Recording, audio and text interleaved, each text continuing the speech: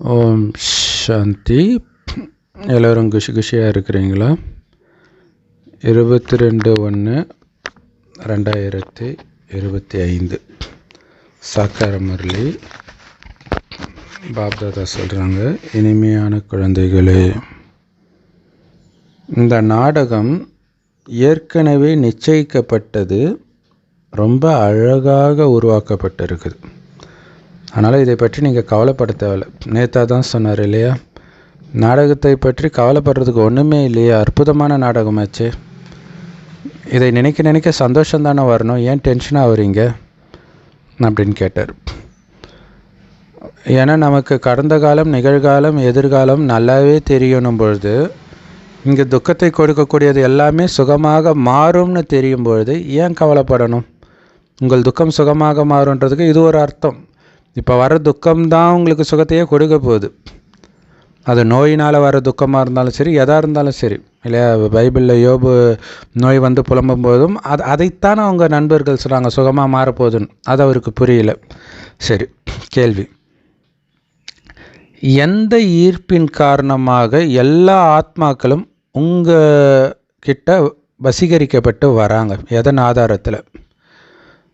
தூய்மையின் வசீகரத்தினாலேயும் யோக பலத்தின் வசீகரத்தினாலேயும் தான் எல்லா ஆத்மாக்களும் உங்ககிட்ட ஈர்க்கப்பட்டு வராங்கன்னு தெரிஞ்சுக்கோங்க. தெரியாமல் வராங்களேன்ட்டு அவங்கக்கிட்ட போய் விழுந்துடக்கூடாது. ஏன்னா நிறைய இடங்களில் இது நடக்கும். ஸோ தூய்மை இருக்கும்போது ஒரு ஈர்ப்பு இருக்கும். அது தூய்மையினால் இருக்குது. நீங்கள் விழுந்த உடனே அந்த ஈர்ப்பும் போயிடும், ஞாபகம் வச்சுக்கணும். ஸோ இந்த தூய்மை மற்றும் யோக பலத்தின் மூலமாக மட்டும்தான் வளர்ச்சி அடைஞ்சிக்கிட்டே இருக்கும் இல்லையா. ஞானம் ரொம்ப சின்னதாக தான் சொல்ல போகிறோம், ஆனால் அந்த தூய்மை பிடிச்சி இழுக்கும் இல்லையா. ஒரு 20 வருஷமாக சிவானி தீதி பேசுகிறாங்கன்னா அதுக்கு ஞானம் முக்கியமான காரணம் இல்லை, தூய்மையும் யோக பலமும் தான் முக்கியமான காரணம். ஏன்னா அவங்க பேசுகிற பாசிட்டிவ் திங்கிங்கை பேசுகிறவங்க நிறைய பேர் இருக்கிறாங்க. அப்போ அவங்க தனியாக தெரியறதுக்கு காரணம் யோக பலமும் தூய்மையும். இன்னும் போக போக மனிதர்கள் உடனடியாக பாபாவை அடையாளம் கண்டுக்குவாங்க. நிறைய பேர் ஆஸ்தி அடையிறதுக்காக பிரம்மகுமாரி சென்டருக்கு வர்றதை பார்த்துட்டு நிறைய பேர் வர ஆரம்பிச்சிடுவாங்க இல்லையா. ஏன்னா கூட்டம் எங்கே போதோ அங்கே வந்துடும், அவ்வளோதான். மகா கும்ப மேளாவுக்கு கூட்டம் போதா உடனே எல்லாம் போயிடுறாங்க இல்லையா. அதே மாதிரி தான் பிரம்மகுமாரி சென்டர் கூட்டம் வரும்போது எல்லாம் இங்கே வந்துடுவாங்க. ஸோ இன்னும் போக போக ரொம்ப ஈர்ப்பு வரும். அதிக காலமாக உங்ககிட்ட ஈர்ப்பு அதிகமாகும். ஏன்னா தூய்மையின் பலம் இருக்குதுல்ல. ஞானம், யோகம், சேவையிலே மூழ்கி மூழ்கி வீண் விஷயத்தையே வரவிடாமல் பண்ணுறோம் இல்லையா, அந்த ஈர்ப்பு இருக்கும். ஓம் சாந்தி. ஆன்மீக குழந்தைங்களுக்கு நாம் பரந்தாமத்திலிருந்து வெறும் ஆத்மாவாக தான் கீழே இறங்கி வந்தோன்னு புரிஞ்சுக்கிட்டோம். இது உங்களுடைய புத்தியில் இருக்குது. பெரும்பான்மையான ஆத்மாக்கள் கீழே இறங்கி வந்துட்டாங்க, இன்னும் கொஞ்சம் பேர் தான் மேலே இருக்கிறாங்கன்னு பாபாவுக்கு தெரியும். ஸோ பாபா வந்த பிறகும் கொஞ்சம் பேர் மேலே இருக்கிறாங்க. இப்போ அநேகமாக எல்லோரும் வந்துட்டுருப்பாங்க.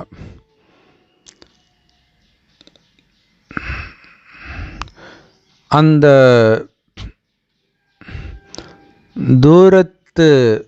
தூரதேசத்தை சார்ந்தவர் ஒவ்வொரு கல்பத்தின் இறுதியிலும் வருகிறார் அப்படின்னு புரிய வைக்கிறது நமக்கு இப்போ ஈஸியாகிடுச்சு. ரொம்ப கம்மியானவர்கள் தான் இன்னும் பரந்தாமத்தில் இருக்கிறாங்க. பாருங்கள், மக்கள் தொகை அதிகரிச்சுக்கிட்டே இருக்குது. இதை நீங்கள் புரிஞ்சுக்கணும். இப்போ யாருக்குமே பாபாவை தெரியாது. அப்படி இருக்கும்போது அவங்களுக்கு எப்படி படைப்புடைய முதலிடை கடை பற்றி தெரியும்? ஏன்னா படைத்ததே அவர் தானே. அவரை பற்றியே தெரியலன்னா முதலிடை கடை பற்றி என்ன தெரியும்? அதனால தான் பிக் பேங்கு அது இதுன்னு காமெடி பண்ணிகிட்டு இருக்கிறாங்க. இந்த நாடகம் எல்லையற்றது. எப்படி எல்லைக்குட்பட்ட நாடகத்தின் நடிகர்களுக்கு நமக்கு இந்த போர்ஷனில் நடிப்பு இருக்குதுன்னு தெரியும், அதே மாதிரி இந்த எல்லையற்ற நாடகத்திலும் நம்ம என்ன பாகம் நடிக்கிறோன்றது தெரிஞ்சிருக்கணும் இல்லை. அந்த மனிதர்கள் கடந்த காலத்தில் நடந்ததை வச்சு சின்னதாக ஒரு 1 மணி நேரம் 2 மணி நேரம் நாடகம் போடுறாங்க. எதிர்காலத்தை பற்றி அவங்களால எதையுமே உருவாக்க முடியாது. கடந்த காலத்தில் நடந்ததை வைத்து தான் அவங்க போட முடியும். நிறைய பேர் சொல்லுவாங்க சினிமா எடுத்து கெட்டு போயிட்டாங்கன்னு. அதுக்கு அவங்க என்ன சொல்கிறாங்கன்னா, நடக்கிறத தானே நாங்கள் எடுக்கிறோன்றவாங்க. ஏன்னா நடந்தது தான் அவங்களால எடுக்க முடியும், எதிர்காலத்தை பற்றி எடுக்க முடியாது. இல்லை சொர்க்கத்தை பற்றி எடுக்கிறாங்களா யாராவது? எதையுமே எடுக்கிறது கிடையாது. ஸோ அதே மாதிரி அவங்க கற்பனையாக உருவாக்குற கதையை வைத்தும் அவங்க நாடகம் உருவாக்குறாங்க. ஆனால் எதிர்காலத்தை பற்றி அவர்களுக்கு தெரியாது. உங்களுக்கு தான் தெரியும், பாபா வந்துட்டார், ஸ்தாபனை உருவாகிட்டு இருக்குது, நாம் அவர்கிட்ட இருந்து ஆஸ்தியை அடைஞ்சிட்டு இருக்கிறோன்ட்டு. யார் வந்தாலும் அந்த தேவதை பதவியை அடையிறதுக்கான வழியை சொல்லுங்கள், சொர்க்கத்துக்கான வழியை சொல்லுங்கள். ஏன்னா வழி அங்கே தான் போகணும், சொர்க்கம் முக்தி. எப்படி இந்த தேவதைகள் உயர்ந்தவர்களாக ஆனாங்க? ஏன்னா சொர்க்கத்தின் வழியிலே முக்தியின் வழி இருக்குது. ஏன்னா அங்கே போயிட்டு தானே வரப்போகிறோம். யாருக்குமே தெரியாது தேவதைகள் எப்படி இவ்வளோ உயர்ந்த நிலையை அடைஞ்சாங்கன்ட்டு. ஆதிசநாதன தேவி தேவதா தர்மன்றது தேவதைகளுடைய தர்மம். ஆனால் தன்னுடைய தர்மத்தையே ஆத்மாக்கள் மறந்துட்டதுனால எல்லா தர்மமும் ஒன்று தான் அப்படின்னு சொல்லிட்டு இருக்கிறாங்க. நடிகர் விஷால் கழுத்தில் சிலுவையை போட்டிருக்கிறாரு, மாலை போட்டிருக்கிறாரு. கேட்டால் எல்லாம் ஒன்று தான்றார். அதை விட சாப்பிட்றதுக்கு முன்னாடி முஸ்லீம்கள் தொழுகை பண்ணுற மாதிரி பண்ணுறாரு, கிறிஸ்தவர்கள் ப்ரேயர் பண்ணுற மாதிரி பண்ணுறாரு, இந்துக்கள் கும்பிட்ற மாதிரி கும்பிட்றாரு. ஏன்னா அவருக்கு தெரியல, எல்லாத்தையும் சொல்லிவிட்டு கேமரா தான் எனக்கு கடவுள்ன்றார். இப்படி தான் மனிதர்களுடைய நிலை இருக்குது. எல்லாம் கல்லாப்பேட்டிக்கு தான் நம்ம முதல்ல பூஜை பண்ணுவாங்க. அவங்களுக்கு காசு தான் கடவுளாக தெரியுது. ஸோ பாபா நமக்கு சொல்லி கொடுக்கிறார்,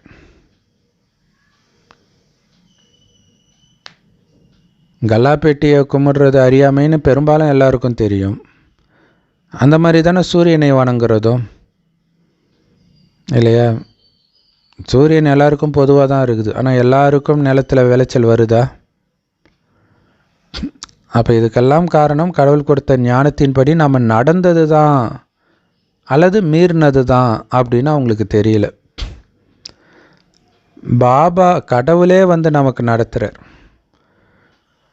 அவருடைய கட்டளையின்படி தான் இந்த படங்கள் எல்லாம் உருவாக்கப்படுது, 7 நாள் கோர்ஸுக்கான படங்கள். ஸோ அவர்களுக்கு திவ்ய திருஷ்டியை கொடுத்து சாட்சாத்காரம் கொடுத்து தான் இந்த லக்ஷ்மி நாராயணன் படம், சொர்க்கத்தின் படம், சக்கரத்தின் படம், கல்பவருஷத்தின் படத்தெல்லாம் பாபா வரைய வச்சார். அதே மாதிரி அவங்க புத்தியை பயன்படுத்தியும் கொஞ்சம் அதில் மாறுதல்களை சிலர் செய்தார்கள்.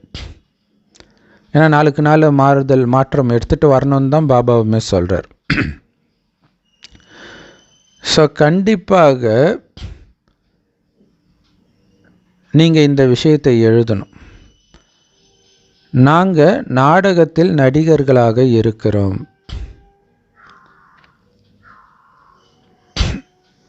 அப்படின்ட்டு எழுதணும். இல்லை, நீங்கள் எல்லோரும் நடிகர்கள், இந்த வாழ்க்கை ஒரு நாடகம், இந்த உலகமே ஒரு நாடகம், இது 5000 வருட நாடகம்.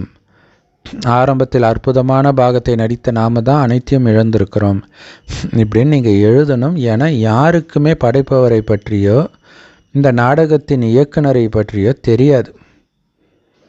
அவர் கரெக்டாக சொல்லணும்னா இந்த நாடகத்தை படைப்பவர் ஃபஸ்ட் கிளாஸாக மாற்றிட்டு போயிடுறார். பாபா புத்தம் புதிய தர்மத்தை உருவாக்குறார். பழைய உலகம் புதியதாக இப்போ மாறணும். இந்த விஷயம் ஞாபகம் வச்சுக்கணும். எதுக்காக நம்ம என்ன தான் பண்ணிகிட்ருக்கிறோம்? பழைய உலகத்தை புதியதாக மாற்றிக்கிட்டு இருக்கிறோம். வேறு யாராவது அப்படி சொல்ல முடியுமா? இந்த பழைய உலகத்தில் வந்து தான் நம்மை பிராமணராக மாற்றுறார். கடவுள் எங்கேருந்து படைத்தார்? சொர்க்கத்தை பழைய உலகத்திலிருந்து படைத்தார். நம்மை பிராமணர்களாக்கினார். எல்லாத்துலேருந்து இப்போ அந்த பிராமணர்கள் எல்லாருக்கிட்டேருந்து விலகி இருப்பாங்க. ஸோ நம்மளை பிராமணர்களாக படைத்த அனைவரிலிருந்தும் விலக்கிறார். பிறகு பிராமணர்களை தேவதைகளை ஆக்குறார், தெய்வீக குணத்தை நிரப்புறார். ஏன்னா வெளியில் போனீங்கன்னா தெய்வீக குணத்தை அழிச்சிட்டு அசுர குணத்தை நிரப்பிடுவாங்க, அதனால் விலகி இருக்க சொல்கிறார். ஸோ இந்த யுக்தி எவ்வளோ நல்லா இருக்குது பாருங்கள். இந்த நாடகம் அனாதியாக நிச்சயிக்கப்பட்டதாக இருக்குது, ரொம்ப அற்புதமாக உருவாகி இருக்குதுன்றார். ஒவ்வொரு நாளும் உங்களுக்கு ரொம்ப ஆழமான சூக்ஷ்மமான புது புது விஷயங்களை நான் சொல்லிகிட்டு இருக்கிறேன். எப்போ உலக அழிவு தொடங்குதோ அப்போ குழந்தைங்களுக்கு இது வரைக்கும் நடந்த எல்லா கடந்த கால வரலாறும் தெரிஞ்சிடும். பாபா காட்சி போட்டு காட்டிடுவார், எத்தனை ஜென்மத்தில் என்னென்ன பண்ணோன்றதெல்லாம் காட்டிடுவார். அப்போ இப்போ நீங்கள் நல்ல முயற்சி பண்ணியிருந்தீங்கன்னா என்ன இது ஆகும், போன கல்பத்திலையும் பண்ணியிருப்பீங்க, அப்போ கண்டிப்பாக மிக உயர்ந்த பதவி தானே அடைஞ்சிருப்பீங்க. ஸோ அந்த கடந்த காலத்தை தான் அவர் காட்சியை காட்டுறார், அதே எதிர்காலமாக ஆகுது. அது உங்களுக்கு சந்தோஷத்தை கொடுக்கும், அந்த சந்தோஷத்தோடு சொர்க்கத்துக்கு போயிடுவீங்க. ஸோ அதுக்கு தான் இப்போ முயற்சி பண்ணணுன்றது. அதுக்கு பிறகு சொர்க்கத்துக்கு போனதுக்கப்புறம் கடந்த கால வரலாறு எதுவுமே ஞாபகம் இருக்காது. அப்போ ப்ராக்டிக்கலாக உங்களுடைய அந்த சுகத்தின் பாகத்தை நடிக்க ஆரம்பிச்சிடுவீங்க. ஸோ ஏன்னா சொர்க்கத்தில் யாருக்கிட்ட போய் கடந்த காலத்தை பற்றி சொல்ல முடியும்? ஏன்னா இப்போ கடந்த காலம் சந்தோஷமாக இருந்ததுன்னு பாபா காட்சி போட்டு காட்டுறாரு. லக்ஷ்மி நாராயணன் சந்தோஷத்தின் உச்சத்தில் இருக்கிறவங்க கிட்ட போய் நீங்கள் என்ன சொல்ல முடியும்? கடந்த காலத்தில் நீ கஷ்டப்பட்டனா சொல்ல முடியும்? அதனால்தான் லக்ஷ்மி நாராயணனுக்கு கடந்த காலத்தை பற்றி தெரியாது, யாருக்குமே அங்கே தெரியாது. இப்போ மட்டும்தான் கடந்த காலம், நிகழ்காலம், எதிர்காலம், முக்காலமும் நம்மளுடைய புத்தியில் இருக்குது. எப்படி உலக அழிவு நடக்கும், எப்படி நீங்கள் அங்கே மாட மாளிகைகளை கட்டி ராஜ்யம் பண்ணுவீங்க, எல்லாமே தெரிஞ்சுக்கிட்டோம். கண்டிப்பாக ராஜ்யம் கட்டி எழுப்பப்படும். சொர்க்கத்தின் காட்சிகள் மிகவும் ரமணிகரமானது, தனியானது. அதை எதோடையும் உங்களால் ஒப்பிட முடியாது. உங்கள் பாகத்தை நடிக்க நடிக்க நீங்கள் எல்லாத்தையும் தானாகவே தெரிஞ்சுக்குவீங்க. இதுக்கு பேர் தான் காரணமே இல்லாமல் இரத்தத்தை சிந்துறதுன்னு சொல்கிறது. இதெல்லாம் நடக்கும். இப்போல்லாம் அப்படி தானே நடக்குது. வயநாடு நிலச்சரிவு இருக்கட்டும், இல்லை எந்த காரணமும் இல்லாமல் அமெரிக்கா தீப்பற்றியது இருக்கட்டும், எல்லாத்தையும் பார்த்துட்டு இருக்கிறோம். சம்பந்தமே இல்லாமல் தேவையற்ற நஷ்டம் ஏற்பட்டு கொண்டே இருக்கிறது.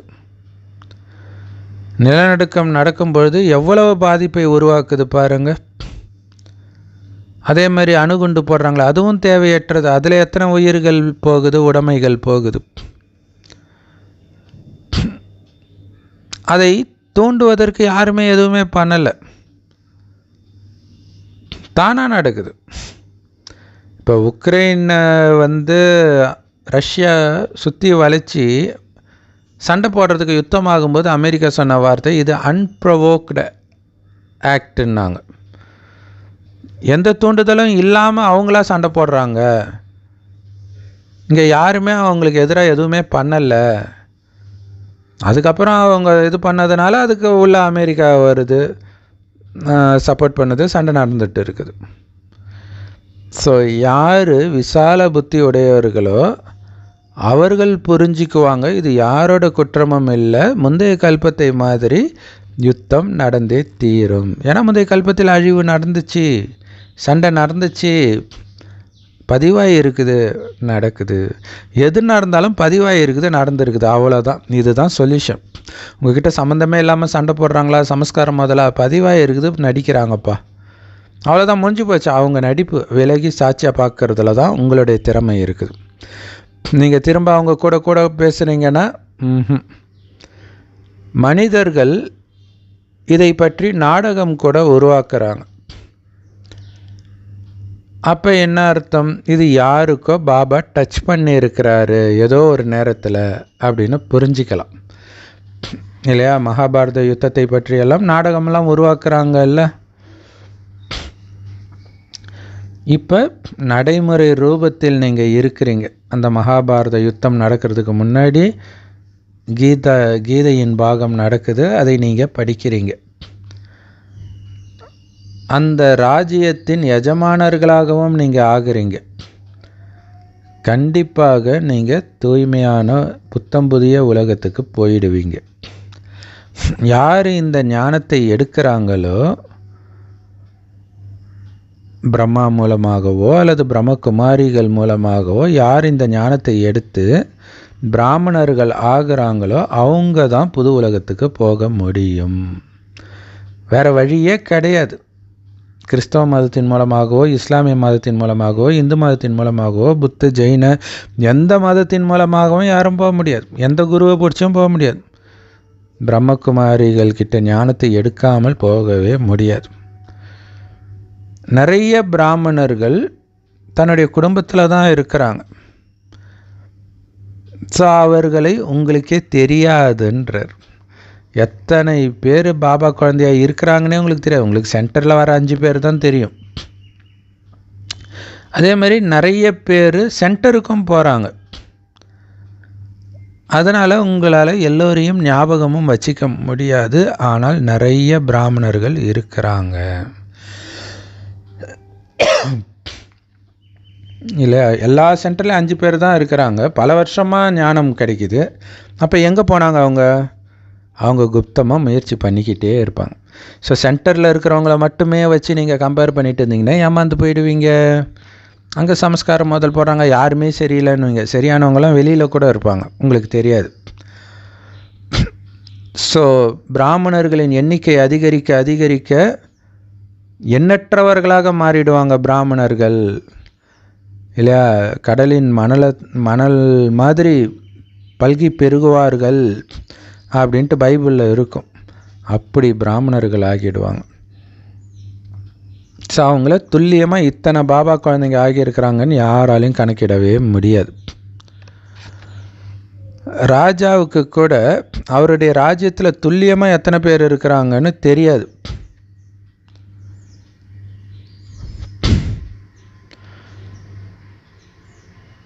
வேணும்னா சென்சஸை வச்சு ஒரு அப்ராக்சிமேட்டாக ஒரு கணக்கு வச்சுக்கலாம்.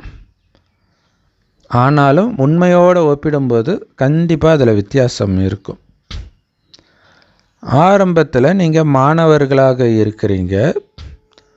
பிரம்மா பாபா கூட மாணவர் தான். இப்போ நீங்கள் எல்லோரும் ஒருவருக்கொருவர் சகோதரர்கள். அப்போ சகோதரர்கள் எல்லாமே அந்த அப்பாவைத்தான் நினைக்கணும். ஆஸ்தியை கொடுப்பது அவர் தான். அதுக்கு தான் அவருடைய குழந்தை ஆகி இருக்கிறோம். அதனால் அனைத்து ஆத்மாக்களும் பரமாத்மாவை நினைக்கணும். ஒரு குழந்தைக்கு கூட பாபா பாபான்னு சொல்கிறதுக்கு கற்றுக் கொடுக்குறாங்க. இன்னும் போக போக மனிதர்கள் உடனடியாக அப்பாவை அடையாளம் கண்டுக்குவாங்க. இப்போல்லாம் கஷ்டமாக இருக்கு இல்லையா? உங்களுக்கு யோக பலம் அதிகரிக்க அதிகரிக்க அவங்களுக்கு துக்கம் அதிகரிக்க அதிகரிக்க டக்குன்னு கண்டுபிடிச்சிடுவாங்கன்றார். வெயில் நிழலோடைய அருமை வெயிலில் தானே தெரியும். அந்த மாதிரி துக்கத்தின் உச்சத்தில் இதோடைய அருமை தெரிஞ்சு ஓடி வந்துடுவாங்க. எப்படி இங்கே நிறைய பேர் ஆஸ்தியை அடையிறாங்கன்னு மனிதர்கள் பார்க்குறாங்களோ அப்போ நிறைய பேர் வர ஆரம்பிச்சிடுவாங்க. ஸோ நேரம் ஆக ஆக அவ்வளவு வசீகரம் உங்ககிட்ட இருக்கும். எல்லாமே தூய்மையின் ஆதாரம். அதுக்காக தான் பாபா தூய்மையாக இருக்க சொல்கிறார். ரொம்ப கவனம் கொடுக்கணும் இல்லையா? உலக அழகியே திருமணம் ஆன பிறகு அப்படியே மூஞ்சி வக்கரமாக இருக்கிறத நம்மளால் பார்க்க முடியுது. சினிமா நடிகைகளே சொல்கிறேன். அதே திருமணமே பண்ணாதவர்களை பாருங்களாம். திருமணம் பண்ணாமல் அதே வயது உள்ள த்ரிஷா இந்த மாதிரி இருக்கிறவங்களாம் பார்க்கும்போது அந்த வசீகரம் தெரியுது பாருங்கள். அந்த தூய்மை, அவங்க ஞானத்தை கூட எடுக்கலை, பட் ஆனால் அந்த தூய்மைக்கு வசீகரம் இருக்கிறத நம்மளால் பார்க்க முடியுது பாருங்கள். எந்த அளவுக்கு நீங்கள் தூய்மை ஆகுறீங்களோ, யோகத்தில் மூழ்கி இருக்கிறீங்களோ, அந்த அளவிற்கு நீங்கள் வசீகரமாக ஆவீர்கள் இல்லையா? உலகத்தில் எல்லாருக்கும் அழகாகணும் தானே ஆசை, இளமையாக இருக்கணும் தானே ஆசை. தூய்மையாக இருங்க, தானாக நடக்கும்ன்று. சிவானி தீதிக்கு என்ன வயசு? அவங்க வயசில் உள்ளவங்களாம் பாட்டியாக தெரிவாங்க. ஆனால் சிவானி தீதி எப்படி இருக்கிறாங்க யோசிச்சு பாருங்கள். இத்தனைக்கும் அவங்க டை அடிக்கிறது கிடையாது, மேக்கப் போடுறது கிடையாது, லிப்ஸ்டிக் போடுறது கிடையாது. அவ்வளவும் போட்டுட்டு வர்ற நடிகைகளே அவங்க பக்கத்தில் நிற்க முடியாது அந்த வயசில் உள்ளவங்க. நடிகைகள்லாம் அவங்க கூட போய் ஃபோட்டோ எடுக்கும்போது கூட நடிகைகளை விட அவங்க தான் வசீகரமாக தெரிகிறாங்க. அதுதான் தூய்மையின் சக்தி. எந்த அளவுக்கு தூய்மை ஆகுறீங்களோ, யோக பலத்தில் இருக்கிறீங்களோ, அந்த அளவுக்கு நீங்கள் வசீகரம் ஆகிக்கிட்டே இருப்பீங்கன்றார். ஸோ அப்போ எல்லோரும் இங்கே ஈர்க்கப்பட்டு வருவாங்கன்றார் பாபா. ரொம்ப முக்கியமானது இல்லையா? அந்த வசீகரம் பிடிச்சி இழுக்குன்றார். பாபாவும் அவங்கள பிடிச்சி இழுக்கிறார். ஸோ இந்த மேஜிக் இந்த மகா கும்ப மேளாவில் நடக்கணும் இல்லையா? போக முடியாதவர்கள் அவங்கவுங்க இடத்துல இருந்தே புத்தியினால் அங்கே போய் சக்தி கொடுத்துக்கிட்டே இருக்கணும். டெய்லி நம்முடைய கடமை அது இல்லையா? ஏன்னா இது மிக அற்புதமான வாய்ப்பு. கடைசி மகா கும்பமேளா, அவ்வளோதான். இதுக்கப்புறம் எந்த கும்பமேளாவும் நடக்காது. குறிப்பாக மகா கும்பமேளா நடக்கவே நடக்காது. 144 வருஷம் கழிச்சு தானே இன்னும் அடுத்த தடவை, அப்படின்னா கண்டிப்பாக நடக்காது. இதோட அடுத்த கல்பத்தில் 2500 வருஷம் கழிச்சு எப்போ ஸ்டார்ட் ஆகுதோ அப்போ தான் ஸ்டார்ட் ஆகும். ஸோ எப்போ உங்களுக்கு அந்த தூய்மையின் சக்தியினால் மற்றவர்களை பிடிச்சி இழுக்கிறீங்களோ அப்போ தான் அதிவேகத்தில் பிரம்மகுமாரிகள் குடும்பம் வளர்ச்சி அடையும், விருத்தி அடையும். அதற்கான யுக்திகள் உருவாக்கப்படும். சீக்கிரமாக எப்படி உருவாக்குறது அப்படின்ட்டு. கீதையின் பகவான் யார்? ஸ்ரீகிருஷ்ணரை நினைக்கிறது ரொம்ப ஈஸி. ஏன்னா அவருக்கு சரீரம் இருக்குது. தேகதாரிகளை ஈஸியாக நம்ம ஞாபகம் வச்சுக்குவோம். உடலற்ற சிவனை நினைக்கிறது தான் கஷ்டம். அதுக்காக தான் அதை தினம் தினம் அவர் சொல்லிக் கொடுக்குறார். நிரந்தரமாக என்னை மட்டும் நினைவு செய்யுங்க. எல்லாமே இந்த ஒரு விஷயத்தின் ஆதாரத்தில் தான் இருக்குது. ஸோ அதனால தான் பாபா எல்லோரையும் எழுத வைங்கன்னு சொல்கிறார். ஸோ இந்த லிஸ்ட்டு பாபா சொல்கிறதெல்லாம் ஒரு லிஸ்ட்டாக போட்டு வைங்க, எதெல்லாம் புரிய வைக்கணும் அப்படின்ட்டு. அப்போ நிறைய பேர் இதை தெரிஞ்சுக்குவாங்க.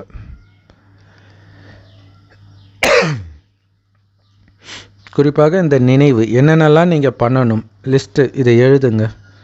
இவ்வளோதான். பிரம்மகுமாரி ஆனால் என்ன பண்ணணும்? தூய்மையாக இருக்கணும், எல்லார்ட்டேருந்தும் விலகி இருக்கணும், பாபா நினைவில் இருக்கணும். அவ்வளோதான். ஸோ இந்த லிஸ்ட்டை நீங்கள் உருவாக்குனீங்கன்னா நிறைய பேர் தெரிஞ்சுக்குவாங்க. ஸோ பிராமணர்களுடைய புத்தியில் எப்போ அசைக்க முடியாத நிச்சய புத்தி வருதோ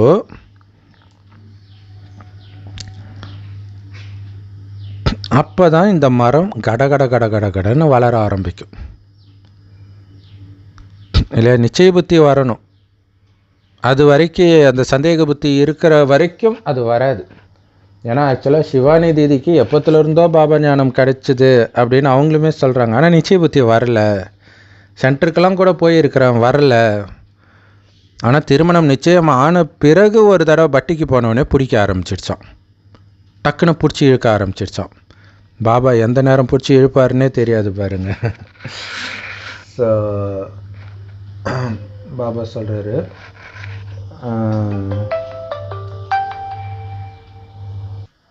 ஸோ நிச்சய புத்தி வந்த உடனே மரமும் வளரும், அந்த மரத்தை வெட்டுறதுக்கு மாயாவும் வரும். மாயின் புயலும் வந்துக்கிட்டே இருக்கும். கடைசி வரைக்கும் வரும், உயிர் பிரிகிற வரைக்கும் வரும். கடைசியாக 1 செகண்ட் பயிற்சின்றாரு, 1 செகண்ட் டெஸ்ட் பேப்பரு, ஒரு எண்ணத்தில் முடிவாயிடும் உங்களுடைய தலையெழுத்து. அப்போ சதா அதை கடைசி நேரத்தையே அதற்கான பயிற்சியிலே இருந்தால் தான் நீங்கள் ஜெயிக்க முடியும். எப்போ நீங்கள் வெற்றி அடைஞ்சிட்டிங்களோ அதுக்கு பிறகு நீங்கள் முயற்சியும் பண்ண தேவையில்லை, மாயையும் இருக்க போகிறது கிடையாது. ஸோ நினைவின் முயற்சியில் தான் பெரும்பான்மையானவர்கள் தோல்வி அடைஞ்சிடுறீங்க. எந்த அளவுக்கு யோகத்தில் பலவானாக ஆகிறீங்களோ அந்த அளவிற்கு ரொம்ப கம்மியாக தான் நீங்கள் தோப்பீங்க அப்படின்னு பாபா சொல்கிறார். இல்லையா? யோக பலம் இல்லாட்டினா தான் நீங்கள் தோல்வியே அடைவீங்க. நீங்கள் எந்த அளவுக்கு தாக்கு பிடிக்கிறீங்களோ அந்த அளவுக்கு யோக பலம் இருக்குதுன்னு புரிஞ்சுக்கலாம். பட் கடைசி வரைக்கும் தாக்கு பிடிக்கணும், அந்த அளவுக்கு பலசாலி ஆயிடணும். ராஜ்யம் ஸ்தாபனை ஆகுது, குழந்தைங்களுக்கு நிச்சய புத்தி இருக்கணும். என்னென்னு, அது உங்களுடைய ராஜ்யமாக போகுது. அதுதான் முக்கியமான விஷயம். யாருடைய ராஜ்யத்தையும் அடையிறதில்ல. என்னமோ ஏதோ விட்டு கொடுக்குறோமோ, எனக்கு சொர்க்கத்துலலாம் ஆசை கிடையாது. அட லூஸு, அது உன்னோடையது. உன்னுடைய ராஜ்யத்தை தான் இழந்திருக்கிற, அதை தான் மீட்டு கொடுக்கிறார் இல்லையா? ராமருடைய ராஜ்யத்தை தானே அவர் அடையிறாரு, பாண்டவர்களுடைய ராஜ்யத்தை தானே அவங்க அடையிறாங்க. இதில் என்ன அவங்க விட்டு கொடுக்கறது இருக்குது? இது பார்த்திங்கன்னா, ஓட்டு போடுறது உங்களுடைய உரிமை. அதே மாதிரி பஸ்ஸு இது உங்கள் சொத்து, இப்படியெல்லாம் போடுறாங்க. ஆனால் சொர்க்கம் தான் உங்களுடைய சொத்து. அது நமக்கு நிச்சய புத்தி வர மாட்டேங்குது. அதான் பாபா சொல்கிறார், அது உங்கள் ராஜ்யம்ன்ற நம்பிக்கை இருக்கணும் கண்டிப்பாக. எங்கேருந்து வைரம் வைடூரியம்லாம் வரும் சொர்க்கத்தில்? எங்கேருந்து அந்த வைர சுரங்கம் தங்க சுரங்கம்லாம் வரும்? ஏன்னா இதெல்லாம் இதுக்கு முன்னாடி இருந்தது. அதனால் அதை பற்றி உங்களுக்கு குழப்பம் வேண்டாம். இப்போ இல்லையே எப்படி வரும்னா, இதுக்கு முன்னாடி இருந்ததே, நடந்ததே தானே நடக்கும், அப்போ அது தானாக வரும். அதை பற்றி நீங்கள் ரொம்ப மைண்டை குழப்பிக்க வேண்டான்றார். ஸோ என்னெல்லாம் நடக்க இருக்குதோ அதை நீங்கள் கண்ணு முன்னாடி பார்க்க தானே போகிறீங்க. 5000 வருஷத்தில் நடக்கிறத ஒன்று விடாமல் சொல்லிட்டா அப்புறம் அதில் சுவாரஸ்யமே கிடையாது. ஒரு படத்தை பார்க்க போகிறனால கதை சொல்லாதன்னுவாங்க. இது எவ்வளோ சுவாரஸ்யமான நாடகம். அப்போ இது எல்லாத்தையும் பாபா சொல்லுவாரா? அதுக்கு போகிறதுக்கான, அந்த படத்தை போகிறதுக்கு டிக்கெட்டு கொடுக்குறாரு, அவ்வளோதான். சொர்க்கம் கண்டிப்பாக உருவாக போகுது. யார் நல்லா படிக்கிறாங்களோ அவர்களுக்கு நான் எதிர்கால இளவரசி ஆக போகிறேன் அப்படின்ற நிச்சய புத்தி கண்டிப்பாக இருக்கும். அவர்களுக்குத்தான் வைர வைடூரிய மாளிகைகள் கிடைக்கும், அரண்மனைகள் கிடைக்கும். சேவாதாரி குழந்தைங்களுக்கு தான் இந்த நம்பிக்கை, அசைக்க முடியாத நம்பிக்கை இருக்கும். மற்றபடி யார் கீழான பதவி அடையிறதாக இருக்குதோ அவங்க அங்கே எப்படி மாளிகை கட்ட போகிறாங்க இதை பற்றிலாம் அவங்க கவலையே பட மாட்டாங்க. நம்ம தான் போக போகிறதே இல்லைன்னு அவங்களே முடிவு பண்ணுருவாங்க. ஸோ அதனால் இதை பற்றிய சிந்தனையே இருக்காது.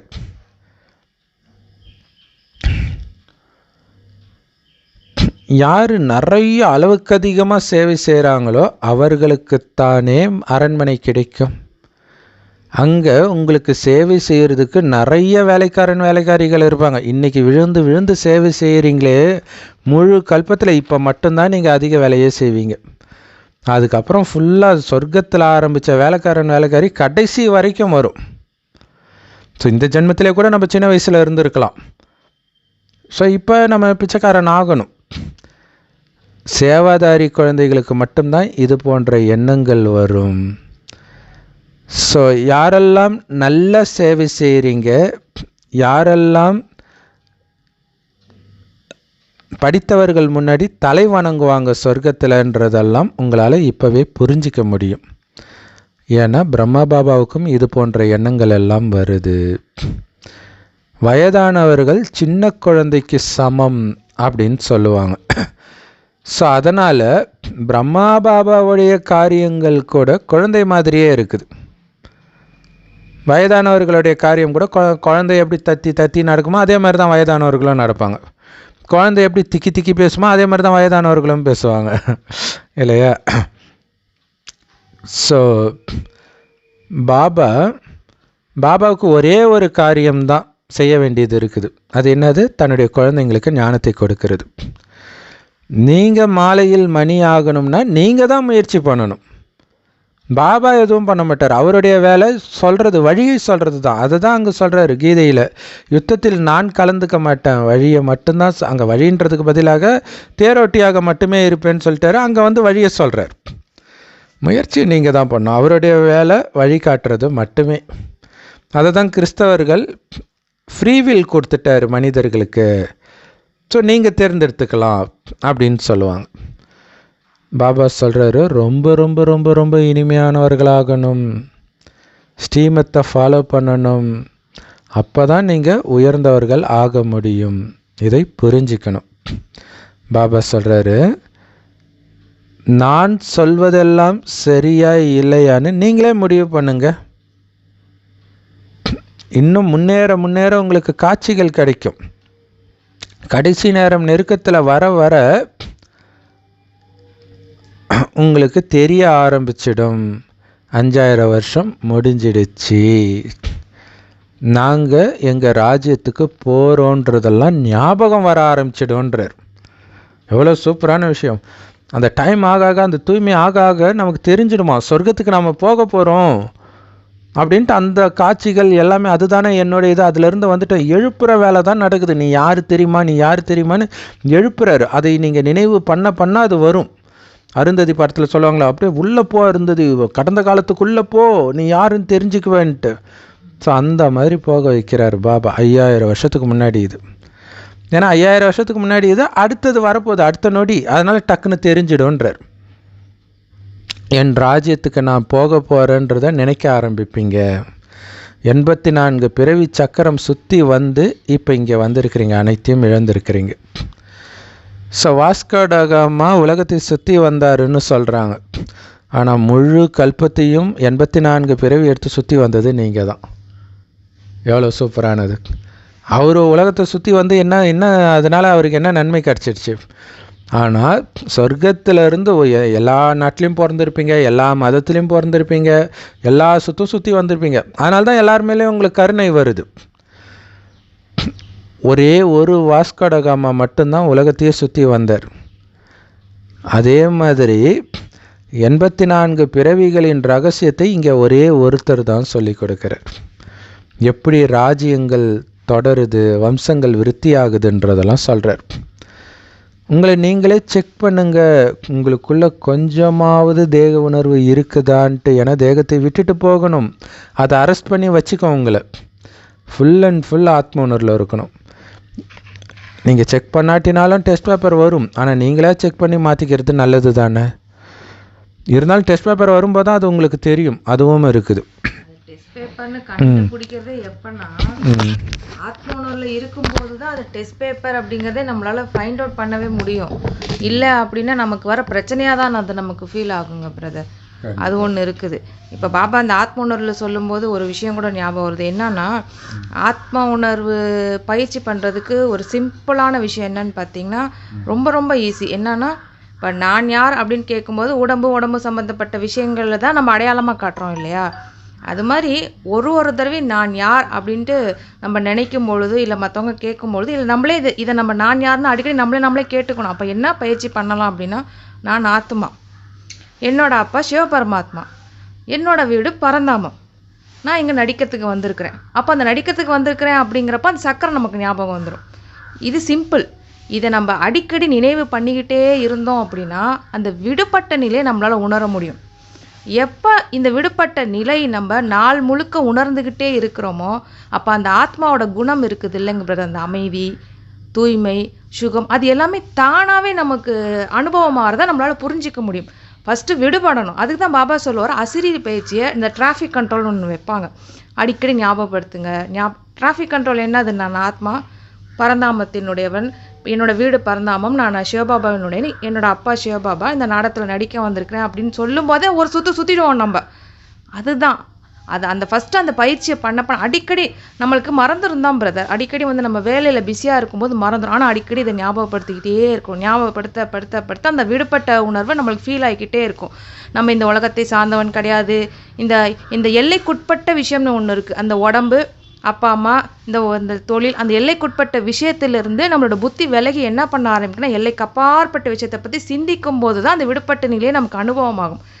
எப்போ அந்த விடுபட்ட நிலை நமக்கு அனுபவமாகுதோ அப்போ தான் அந்த ஆழ்ந்த அமைதி அனுபவமாகும், தூய்மை நமக்கு அனுபவமாகும், சுகம் நமக்கு அனுபவமாகும், ஆனந்தம் நமக்கு அனுபவமாகும், குஷி அனுபவமாகும். அந்த அனுபவம் ஆகிறது மட்டும் இல்லாமல் மற்றவங்களுக்கு கொடுக்கணும் அப்படிங்கிற விஷயமும் அப்போ தான் நம்மளுக்கு அனுபவமாகும். இதை நம்ம பயிற்சியில் எடுத்துகிட்டு வந்துகிட்டே இருக்கணுங்க பிரதர். Correct sister. பாபா சொல்கிற ஞானம் ஏதாவது ஒன்று ஞாபகம் வச்சுக்கிட்டா கூட, இப்போ ஒருத்தர் பேசிக்கிட்டு இருக்கும்போது 5000 வருஷம் முன்னாடி இந்த குழந்தை இப்படி தான் பேசியிருக்கோம் அப்படின்றத நீங்கள் பார்த்துக்கிட்டே இருந்தீங்கன்னாலே உங்களுக்கு விடுபடுவீங்க. உண்மைதாங்க பிரதர். இப்போ ஒரு ஆத்மா பேசுது அப்படின்னா, இப்போ நான் யார் அப்படிங்கிறபோது அப்படியே சுற்றிட்டு வந்துட்டேன் எல்லைக்கு அப்பார். இப்போ உங்ககிட்ட இன்னொரு ஆத்மா பேசுகிறோம், அதே தான், இதுவும் ஒரு ஆத்மா தான், இதுவும் அப்பாவோட குழந்தை தான், இதோட வீடும் பரந்தாமன் தான், இதுவும் நாடகத்தில் சுற்றிட்டு தான் வந்திருக்குது நினச்சாலே அதோட பார்த்து அது நடிக்குதுங்கிறது நமக்கு ஞாபகம் வரும். அப்போ நடிக்குதுன்னு ஞாபகம் வரும்போது என்ன ஆகுது அப்படின்னா, அதோட பாட்டு நடித்து, அதாவது ஒருத்தவங்க ஒரு விஷயத்த நடிக்கிறாங்க அப்படின்னா அவங்க நடிக்கிறாங்க அப்படிங்கிற அந்த ஏற்றுக்கொள்ளும் அந்த விஷயமே இப்படி தான் வரும் நமக்கு. இவங்க பாட்டு நடிக்கிறாங்க, நான் ஏற்றுக்கணும், இவங்க இப்படி இருக்காங்க அப்படிலாம் வராது. முதல்ல விடுபட்டாதான் எதையுமே அந்த பாபா சொல்கிற அந்த ஞானத்தை அப்ளை பண்ணுறதுக்குன்னு ஒரு சக்தி வேணும் இல்லையா? இந்த விடுபட்ட பயிற்சி பண்ணால் தான் அந்த சக்தியும் வரும் நமக்கு. அந்த சக்தி வரும்போது தான் அவங்க நடிக்கிறாங்க. அப்போ நடிக்கிறாங்கன்னு நமக்கு தெரியும் போது தான் அவங்களுக்கு என்ன தேவையோ அதை நம்மளால் கொடுக்க முடியும். இல்லை அப்படின்னா என்ன தெரியுமாங்க பிரதர், நம்மளும் அதுக்குள்ளார போயிடுவோம். அந்த நடிப்பில் நம்மளும் போயிட்டு தேக உணர்வுக்கு நம்மளும் சண்டை போட்டுக்கிட்டு இருப்போம் கடைசியில். கண்டிப்பாக இதுக்கு பேர் தான் சக்கர வியூகத்திலிருந்து விடுபடுறது. ஸோ ஒவ்வொருத்தரையும் சும்மா சாதாரணமாகவே 5000 வருஷம் முன்னாடி இவங்க இப்படி நடக்கிறாங்களா, பெருக்கிறாங்களா, இந்த குருவி வந்துச்சா, இவங்க பேசுகிறாங்களா, இது கண்டினியூஸாக ஓடும்போது ஒருத்தர் டெஸ்ட் பேப்பர் வரும்போதும் உங்களுக்கு அவங்க நடிக்கிறாங்கன்றது தெரியும். அந்த நேரத்தில் உங்களுக்கு ஞாபகம் வராது. ஸோ இது கண்டினியூஸாக பயிற்சி பண்ணிக்கிட்டே இருந்தால் தான் ஞாபகம் வரும். அதே மாதிரி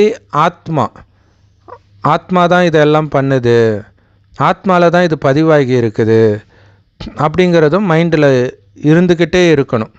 அதுக்கு தான் பாபா என்ன சொல்லுவார்னா, ஒரு நாளைக்கு எத்தனை தடவை நானுன்ற வார்த்தை பயன்படுத்துவீங்க, அப்போல்லாம் ஆத்மான்றதையும் சேர்த்து ஞாபகம் வச்சுக்கோங்கன்றார். வேறு ஒன்றும் இல்லை, ரொம்ப ஈஸின்றார். ஏன்னா நானுன்ற வார்த்தை சொல்லாமல் இருக்கவே இருக்க மாட்டீங்க. நான் சாப்பிட்டேன், நான் குளித்தேன், நான் இது பண்ணேன், அது பண்ணேன், ஒன்று ஆத்மா பண்ணேன்னு மைண்டில் எடுத்துகிட்டு வந்துடுங்க, முடிஞ்சு போச்சு. சகோதர ஆத்மாக்களுக்கு பாபா அப்பப்போ என்னென்ன நாங்கள் பயிற்சி பண்ணுறோமோ அதெல்லாம் பாபாவோட முரளியில் இடையிடையில் சொல்கிறோம். தயவுசெய்து அதை தப்பாக நினச்சிக்கோணும். என்னடா முரளி சொல்லிகிட்டு இருக்கும்போது இதெல்லாம் நடுவில் சொல்கிறாங்களே அப்படின்னு. ஏன்னா எங்களுக்கு டைம் இப்போ தான் இருக்குது. ஸோ தனியாக எங்களால் வீட போட முடியாத காரணத்தினால தான் அப்பப்போ இந்த பயிற்சியும் கொடுக்குறோம். உங்களுக்கு பிடிச்சிருந்துச்சின்னா கண்டிப்பாக அதை நீங்கள் ஃபாலோ பண்ணுங்கள், ட்ரை பண்ணுங்கள், முயற்சி பண்ணி பாருங்கள். ஓம் சாந்தி. ஸோ செக் பண்ணுங்க, கொஞ்சமாவது தேக உணர்வு இருக்குதான்னு செக் பண்ணுங்க. நான் விழலை தானே, எதுக்கும் அப்செட் ஆகலை தானே செக் பண்ணுங்க. முழு நாள்லையும் எப்போ விழுந்தீங்க, விழும்போது என்ன ஆகும், உங்களால் குறிப்பாக சேவாதாரிகள் ஈஸியாக கண்டுபிடிக்கலாம். சேவை பண்ண முடியாது. கோபப்படுறீங்க, ஏதோ ஒன்று ஆகுறீங்கன்னா சேவை பண்ண மைண்டு வராது.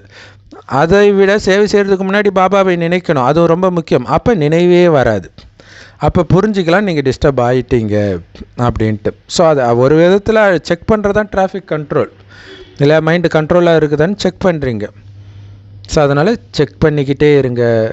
நான் ஃபெயில் ஆகிட்டேன்னா என்ன அர்த்தம், தேக உணர்வில் விழுந்துட்டேன்னா, ஏதாவது ஒரு சம்பவம் என்னை அப்செட் பண்ணுதுனாலே தேக உணர்வில் வந்துட்டீங்கன்னு அர்த்தம். ஆத்ம உணர்வில் இருந்தால் நீங்கள் விலகி அந்த ஆத்மா அதோடைய நடிப்பை நடிக்குதுன்னு பார்த்துட்டு இருக்க போகிறீங்க. அப்செட் ஆகிறதுக்கு எதுவுமே கிடையாது. சிவபாபாவை நினைவு செய்து செய்து யோக பலத்தை அதிகரிச்சுக்கிட்டே இருந்தீங்கன்னா உங்களை யாருமே அறைய முடியாது. ஸோ மேலோட்டமான அர்த்தமாக உங்ககிட்ட யாரும் சண்டைக்கு வரமாட்டாங்க. இன்னொன்று, மாயையில் விழ வைக்க முடியாதுன்றார். எப்போ பாபாவை நினைத்து நினைத்து யோக பலத்தை அதிகரிச்சுக்கிட்டே இருந்தீங்கன்னா. ஏன்னா யோக பலன்ற பாதுகாப்பு கவசத்தில் நீங்கள் பாதுகாக்கப்படுவீங்க. அப்போ யாருமே உங்களை ஒன்றுமே பண்ண முடியாது. பாபா டைரெக்டாகவே சொல்கிறார். நான் கூட மாயாவை தான் சொல்கிறாருன்னு நினச்சேன். யோக பலத்தில் இருக்கும் பொழுது யாருமே உங்களை எதுவும் பண்ண முடியாது, அறைய முடியாது, எல்லாமே சொல்கிறாரு பாருங்க. அப்போ பாதுகாப்பு கவசமே அந்த யோக பலம் தான் இல்லையா? கடைசியில் உலகழிவு, ரேப்பு, கீப்புலாம் சொல்கிறாங்கல்ல. நீங்கள் பாபா நினைவில் இருந்தால் எதுவுமே நடக்காது. உங்கள் குழந்தைங்களுக்கே அது ஒரு பாதுகாப்பு கவசம். இப்போ குழந்தைங்களை டீச்சர் அடித்து இறந்து போயிடுறாங்க, அவங்க எடுத்துகிட்டு போய் செப்டிக் டேங்க்கில் போடுறாங்க, இதெல்லாம் நம்ம பார்க்குறோம். குழந்தைங்களுக்கு இது ரொம்ப முக்கியம், பாதுகாப்பு கவசம். நீங்கள் கூட இருக்க முடியாதுல்ல, குழந்தை தானே, எங்கே புரிஞ்சிக்க போகுதுன்னு நீங்கள் விட்டிங்கன்னா பின்னாடி அந்த குழந்தை இழந்தீங்கன்னா நீங்கள் தான் கஷ்டப்படுவீங்க. ஸோ பாபா சொல்கிறாரு, உங்களுக்கு காயம் ஏற்படுது மனசில் அப்படின்னா கண்டிப்பாக தேக உணர்வு இருக்குது. இல்லாட்டினா காயம் ஏற்படாது. ஸோ பாபா பயங்கர எச்சரிக்கை கொடுக்கிறார்.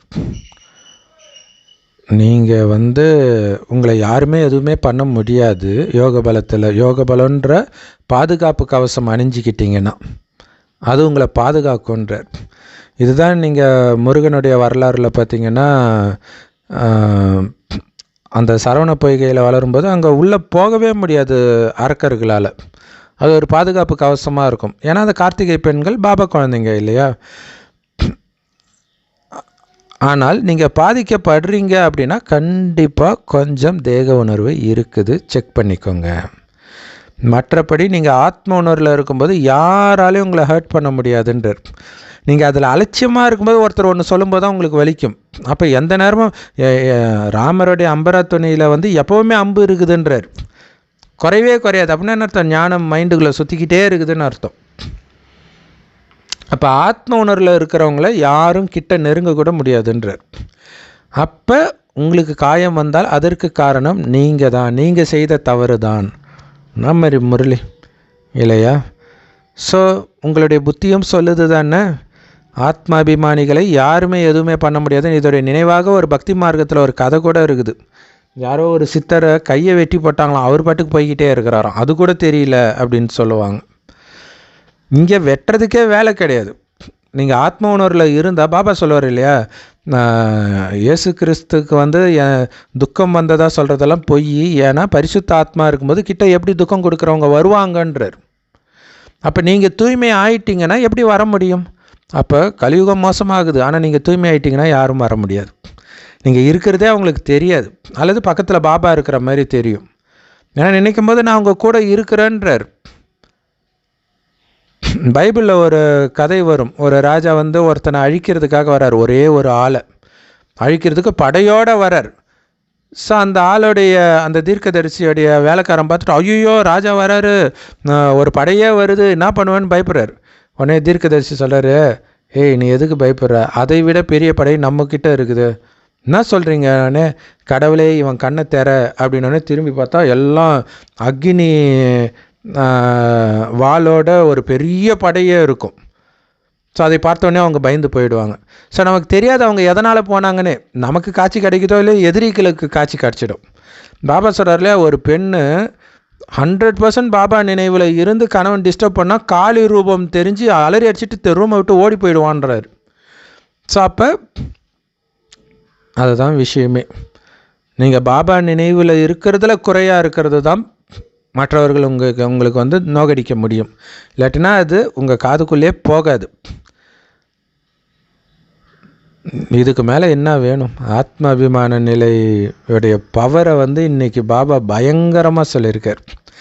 அதனால தான் ஆத்ம அபிமானி ஆகிறதுக்கான முயற்சி பண்ணுங்கன்னு நான் சொல்லிட்டு இருக்கிறேன் அப்படின்னு பாபா சொல்கிறார்.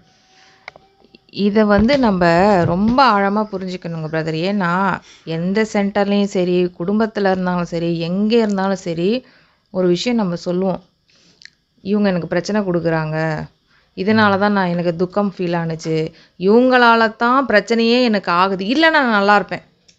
அது உண்மையிலே அறியாமை. அது நம்ம கரெக்டாக இருந்து நம்ம பாபா சொல்கிற மாதிரி இந்த ஆத்ம உணர்வு யோக பலத்தோடு இருந்தோம் அப்படின்னா எதுவுமே நமக்கு முதல்ல ஃபீலே ஆகாது. முதல்ல அது அவங்களோட நடிப்பை அவங்க நடிச்சிட்டு இருக்கிறாங்க. அப்போ அவங்களோட நடிப்பை பார்த்து நம்மளுக்கு ஃபீல் ஆகுது அப்படின்னாலே இங்கே நம்ம ஆத்ம உணர்வுலையும் இல்லை, பாபா நினைவுலையும் இல்லை, இந்த யோக பலமும் நமக்கு இல்லைங்கிறத புரிஞ்சுக்கணும் நம்ம.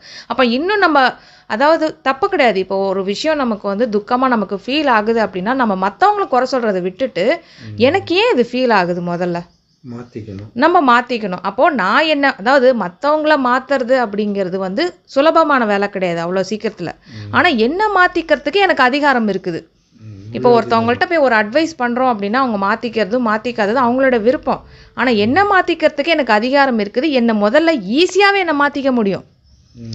அது நம்மளுக்கு புரிஞ்சுக்கணும். நம்ம மற்றவங்கள மாற்றுறது கஷ்டம், ஆனால் என்ன மாற்றிக்கிறதுக்கு என்னால் முடியும் அப்படிங்கிறப்போ, ஒரு விஷயம் நம்மளால் முடியும் அப்படிங்கிறப்போ ஃபஸ்ட்டு இதைத்தான் நம்ம பண்ணணும். முதல்ல அவங்கள குறை சொல்லிகிட்டு இருக்கிறது வேஸ்ட் எனக்கு தெரிஞ்சு. ஸோ முடிஞ்ச அளவுக்கு பாபா இப்போ சூப்பராக சொல்லியிருக்காங்க பாருங்கள். உங்களுக்கு ஒரு துக்கம் ஃபீல் ஆகுது அப்படின்னா நீங்கள் தேக உணர்வில் இருக்கிறீங்க அப்படின்னு அர்த்தம். அவங்க வந்து மற்றவங்க தப்பு பண்ணியிருக்கலாம், சரியாக இருக்கலாம், எப்படி வேணாலும் இருந்துட்டு போட்டோம். ஆனால் அதனால் உங்களுக்கு ஒரு துக்கம் வந்து ஃபீல் ஆகுது அப்படின்னா நம்மக்கிட்ட ஏதோ குறை இருக்குதுன்னு நம்ம புரிஞ்சுக்கணும். ஸோ அதை மாற்றத்துக்கு தான் நம்ம முயற்சி செய்யணுமே தவிர அவங்கள மாற்றத்துக்கு முயற்சி இங்கே பண்ண தேவையில்லை. அவங்க மேலே குறை சொல்லவும் பழி போடவும் தேவையே கிடையாதுங்க முதல்ல. இது வந்து ரொம்ப ரொம்ப முக்கியமான பாயிண்ட்டுங்க பிரதர் ஆக்சுவலி. ஏன்னா இதனால தான் நிறைய பேர் வந்து எனக்கு பிரச்சனை, சமஸ்கார மோதல், இது வர்றதுக்கு காரணமே இதுதான். கரெக்ட். எனக்கு இந்த சேவையே வேண்டான்னு விட்டு ஓடி போயிடுவாங்க சமஸ்காரம் முதல்ல. காரணம் என்னென்னா, இங்கே பாதுகாப்பு கவசம் போடணும். பாதுகாப்பு கவசம் ஒரு ஆஸ்பத்திரிக்கு போனால் எப்படி அந்த கையில் காலிலெல்லாம் க்ளவுஸை மாற்றிட்டு போகிறாங்களோ அந்த மாதிரி இந்த சேவைக்கு பாதுகாப்பு கவசம் அணிஞ்சிருக்கணும். இது சூக்ஷ்ம கவசம், ஆத்மாபிமானின்ற கவசம். இந்த கவசத்தை அணிந்து ஒவ்வொருத்தருக்கும் செய்தி கொடுங்க. பகவான் சொல்கிறார் மன்மனாபவ. எந்த பகவான் சொல்கிறாரு அதையும் புரிய வைக்கணும். ஏன்னா மனிதர்கள் ரொம்ப கன்ஃபியூஷனாக இருக்கிறாங்கல்ல. பகவான்னாலே கிருஷ்ணன் நினச்சிக்கிறாங்க, பரமாத்மானாலே கிருஷ்ணன் நினச்சிக்கிறாங்க. அதை புரிய வைங்க. இந்த ஒரு விஷயத்தை புரிய வைக்கிறதன் மூலமாகத்தான் உங்களுக்கு வெற்றி கிடைக்கும். மனிதர்களுடைய புத்தி கிருஷ்ண பகவான் தான் இதை சொன்னார் மன்மனாபவ மந்திரத்தைன்னு நினச்சிட்டு இருக்கிறாங்க. நீங்கள் அவங்களுக்கு புரிய வச்சிங்க அப்படின்னா கண்டிப்பாக இது உண்மையாக தான் இருக்கணும் அப்படின்னு சொல்ல ஆரம்பிச்சிடுவாங்க.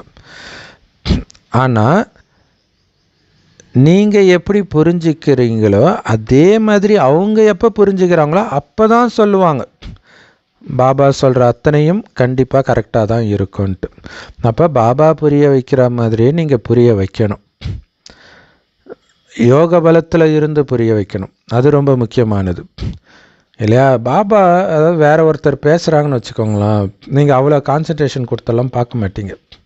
அது எப்படி பாபா பேசும்போது அப்படியே மெய் மறந்து கேட்குறோம். இத்தனைக்கும் அவர் வந்து அவ்வளோ பொறுமையாக பேசுவார். அப்படியே அந்த அடித்தொண்டையிலேருந்து பச்சே, அப்போ அது எவ்வளோ பொறுமை வேணும். ஆனால் அப்படி மெய் மறந்து கேட்குறோன்னா அதுதான் இந்த யோக பலம். அப்போ அதை புரிஞ்சுக்கணும். நீங்கள் பொறுமையாக பேசுகிறீங்களா, எப்படி பேசுகிறீங்க, என்ன பேசுகிறீங்கன்னு கூட முக்கியம் இல்லை, எப்படி பேசுகிறீங்க. யோக பலத்தில் இருந்து பேசுகிறீங்களா, அதை மறந்து பேசுகிறீங்களா? அதை உடல் உணர்வுனே சொல்ல தேவையில்லை. ஆத்ம உணர்வை மறந்தாலே அது தானாக உடல் உணர்வு தான். ஸ்ரீகிருஷ்ணர் ஒருபொழுதும் என்னை யாருமே நான் எப்படி இருக்கிறேன் அப்படின்னு தெரிஞ்சிக்க முடியாதுன்னு சொல்ல முடியாது. ஏன்னா அவரை பார்த்தா தான் தெரியுதே. ஸ்ரீகிருஷ்ணர் வந்து பேசும்போது இவர் தான் கிருஷ்ணர் தான் தெரியுதே. கடவுளைத்தான் எனக்கு தெரியலன்னு சபரி சொல்கிறாங்க, ஆஞ்சநேயர் சொல்கிறாங்க, இல்லை ராமரை பார்த்து சொல்கிற மாதிரி சொல்கிறாங்க. ஐயோ உங்களை நான் அடையாளம் கண்டுக்காமல் விட்டனே, உங்களுக்காகத்தானே வாழ்க்கையை அர்ப்பணித்தேன், ஆனால் உங்களை நேரில் பார்க்கும்போது என்னால் அடையாளம் கண்டுக்க முடியலையே அப்படின்னு சொல்கிறாங்க. நம்ம எல்லாருமே பெரும்பாலும் அப்படி தான் இருந்திருப்போம், எடுத்தோடனே கண்டுபிடிச்சிருக்க மாட்டோம் இல்லையா? ஸ்ரீகிருஷ்ணர் எல்லாருமே தெரிஞ்சிக்க முடியும். கடவுள் ஒன்றும் ஸ்ரீகிருஷ்ணர் உடல் மூலமாக புரிய வைக்கிறது கிடையாது. ஸ்ரீகிருஷ்ணர் தங்க யுகத்தில் மட்டும்தான் இருப்பார். அங்கே கடவுள் வர வேண்டிய அவசியம் கிடையாது. மிகவும் மங்களகரமான சங்கமயுகத்தில் தான் அவர் வந்து நம்மை கீழான நிலையிலிருந்து மேலான நிலைக்கு மாற்றுறார். அதனால் இந்த விஷயங்களை எல்லாம் ஞானத்தை கொடுத்துட்டு அந்த குழந்தைங்களை எழுத வைங்க. யார் ஞானம் கொடுத்தார், யார் கடவுள், அவர் எப்போ வந்தார், இதுக்கெல்லாம் அவங்க ஆன்சர் கரெக்டாக சொல்லும் பொழுது தான் அவங்களுக்குள்ளே இது உள்ளே போயிருக்குன்னு அர்த்தம். எழுத வைக்கிறது எதுக்குன்னா அவங்க மைண்டில் கொஞ்சமாவது பதிய வச்சு பிரஜையாவது ஆக்கிறதுக்காக. ஸோ அதனால் இந்த அவங்களுடைய கருத்துக்களை எல்லாம் கொண்ட ஒரு பெரிய புத்தகத்தை நீங்கள் பிரிண்ட் அடித்து வையுங்க. மற்றவர்கள் இத்தனை மனிதர்கள் ஆல்ரெடி இதெல்லாம் எழுதியிருக்கிறாங்கன்னு பார்க்கும்போது அவங்களும் எழுதணும்னு தோணும். அப்போ இப்போ ஒரு பொருள் வாங்கணும் அப்படின்னாலே இப்போ இந்த வீட்டில் வந்து காய்கறி போடுறது இதெல்லாம் இருக்குது இல்லையா, மில்க் பாஸ்கெட் இதெல்லாம், அது கேன்வஸ் பண்ண வரும்பொழுது தயங்குவாங்க. அப்போ அவன் என்ன பண்ணுவான்னா, பாருங்கள் பக்கத்து வீட்டில் வாங்கியிருக்கிறாங்க, பாருங்க இங்கே வாங்கியிருக்கிறாங்க, அது பார்க்க ஓ இங்கேயும் வாங்கியிருக்கிறாங்களா அப்போ கண்டிப்பாக வருவாங்க, அது புதுசாக இருக்கிற கம்பெனியாக இருந்தாலும் இத்தனை பேர் சேர்ந்துருக்கிறாங்கல்லன்னு ஒரு நம்பிக்கை வருதுல்ல. அதுக்காக தான் பெரிய புக்கை வச்சு பாருங்கள் இத்தனை பேர் எழுதியிருக்கிறாங்கன்னும் போது, ஏன்னா அவங்க எல்லாமே ஒரு சந்தேகமாக பார்க்கக்கூடிய உலகம் ஆயிடுச்சுல, இவங்க எதுக்கு இதெல்லாம் எழுத சொல்கிறாங்கன்ட்டு. அப்போ அவங்க புரிஞ்சுக்குவாங்க. அப்போ நீங்கள் நிறைய கருத்துக்களுடைய நிறைய மனிதர்கள் கீதையின் பகவான் யாருன்ற என்ன கருத்து வச்சிருக்கிறாங்க அப்படிங்கிறது உங்கள் கையில் கிடச்சிடும். இத்தனை பேர் கீதையின் பகவான் கிருஷ்ணர் இல்லை சிவன்னு ஏற்றுக்கிறாங்க அப்படின்னு. இந்த எழுதுனதை கூட பாபா கடைசியில் காட்டுவார். அதுக்காக கூட எழுத சொல்லுவார் பாபா இல்லையா, நம்மளை கை தூக்க சொல்லிட்டு ரெக்கார்ட் பண்ணுறாரு இல்லையா. அந்த பக்கத்தின் மேலே உயர்ந்ததிலும் உயர்ந்தவர் தந்தை அப்படின்னு எழுதி இருக்கணும். சிவபரமாத்மா தான் உயர்ந்ததிலும் உயர்ந்தவர்ன்ட்டு.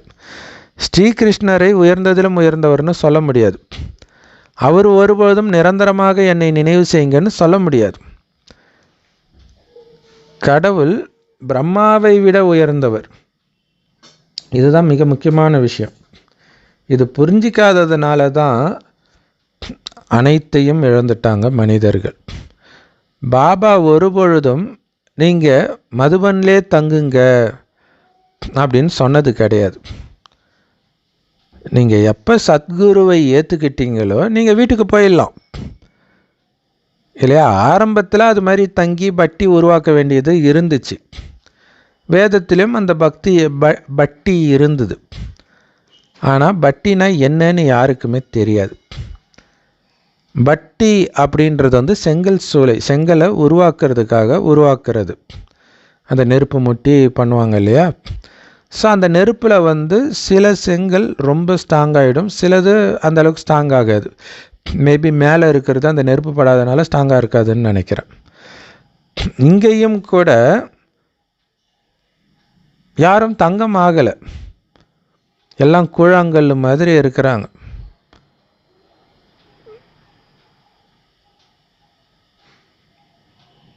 ஸோ பாபா மனிதர்களை சொல்கிறாங்களா இல்லை இங்கே இருக்கக்கூடிய தங்கமே அப்படி தான் இருக்குது அப்படின்னு சொல்கிறாரான்னு தெரியல.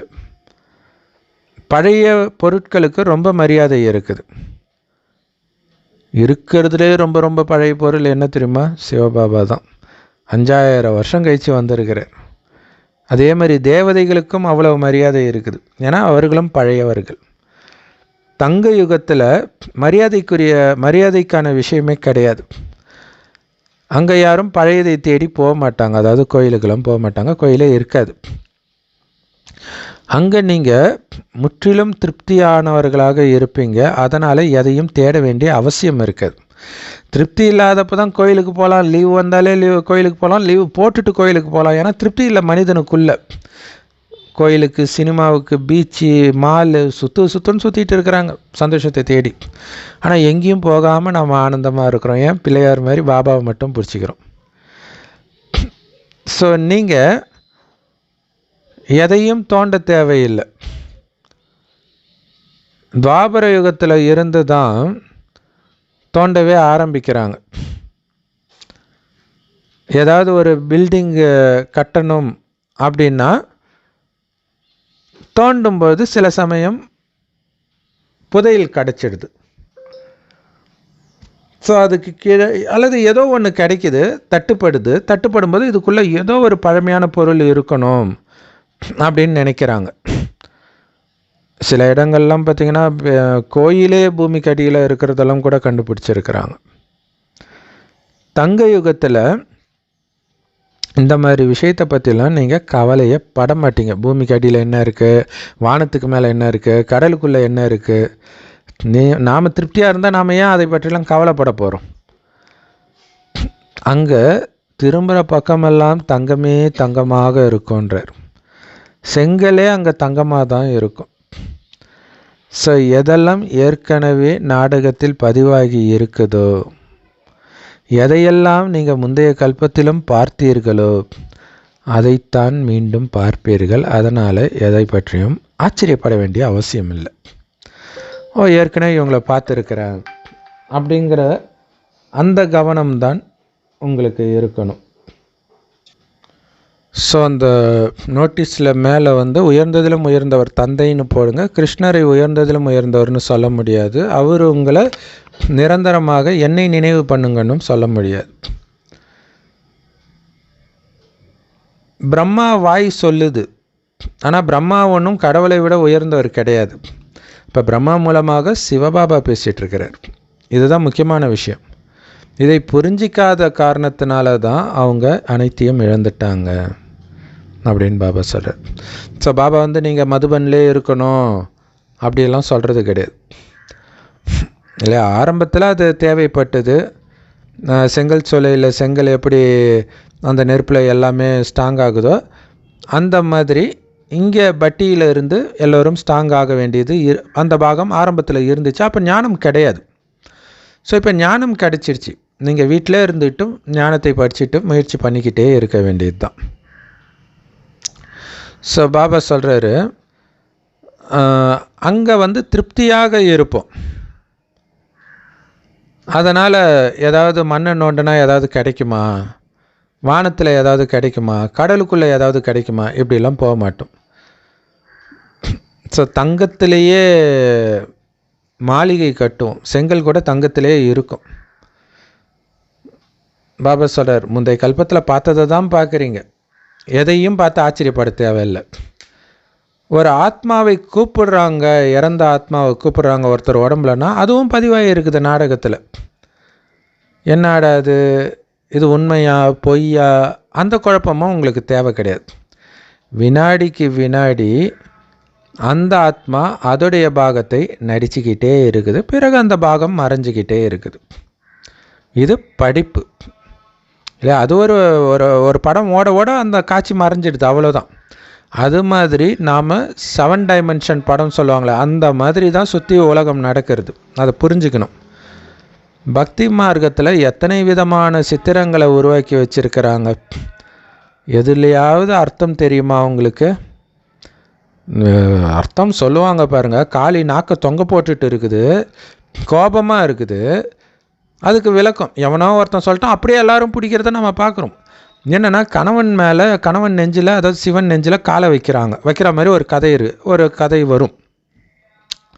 அப்போ ஐயோ கணவன் மேலே நெஞ்சில் காலை வச்சுட்டுவேன் அப்படின்ட்டு அந்த ஜென்ரலாக சொல்லுவாங்க அப்படின்ட்டு ஒரு மாதிரி நாக்கு இது அப்படி பண்ணிட்டாங்களாம்.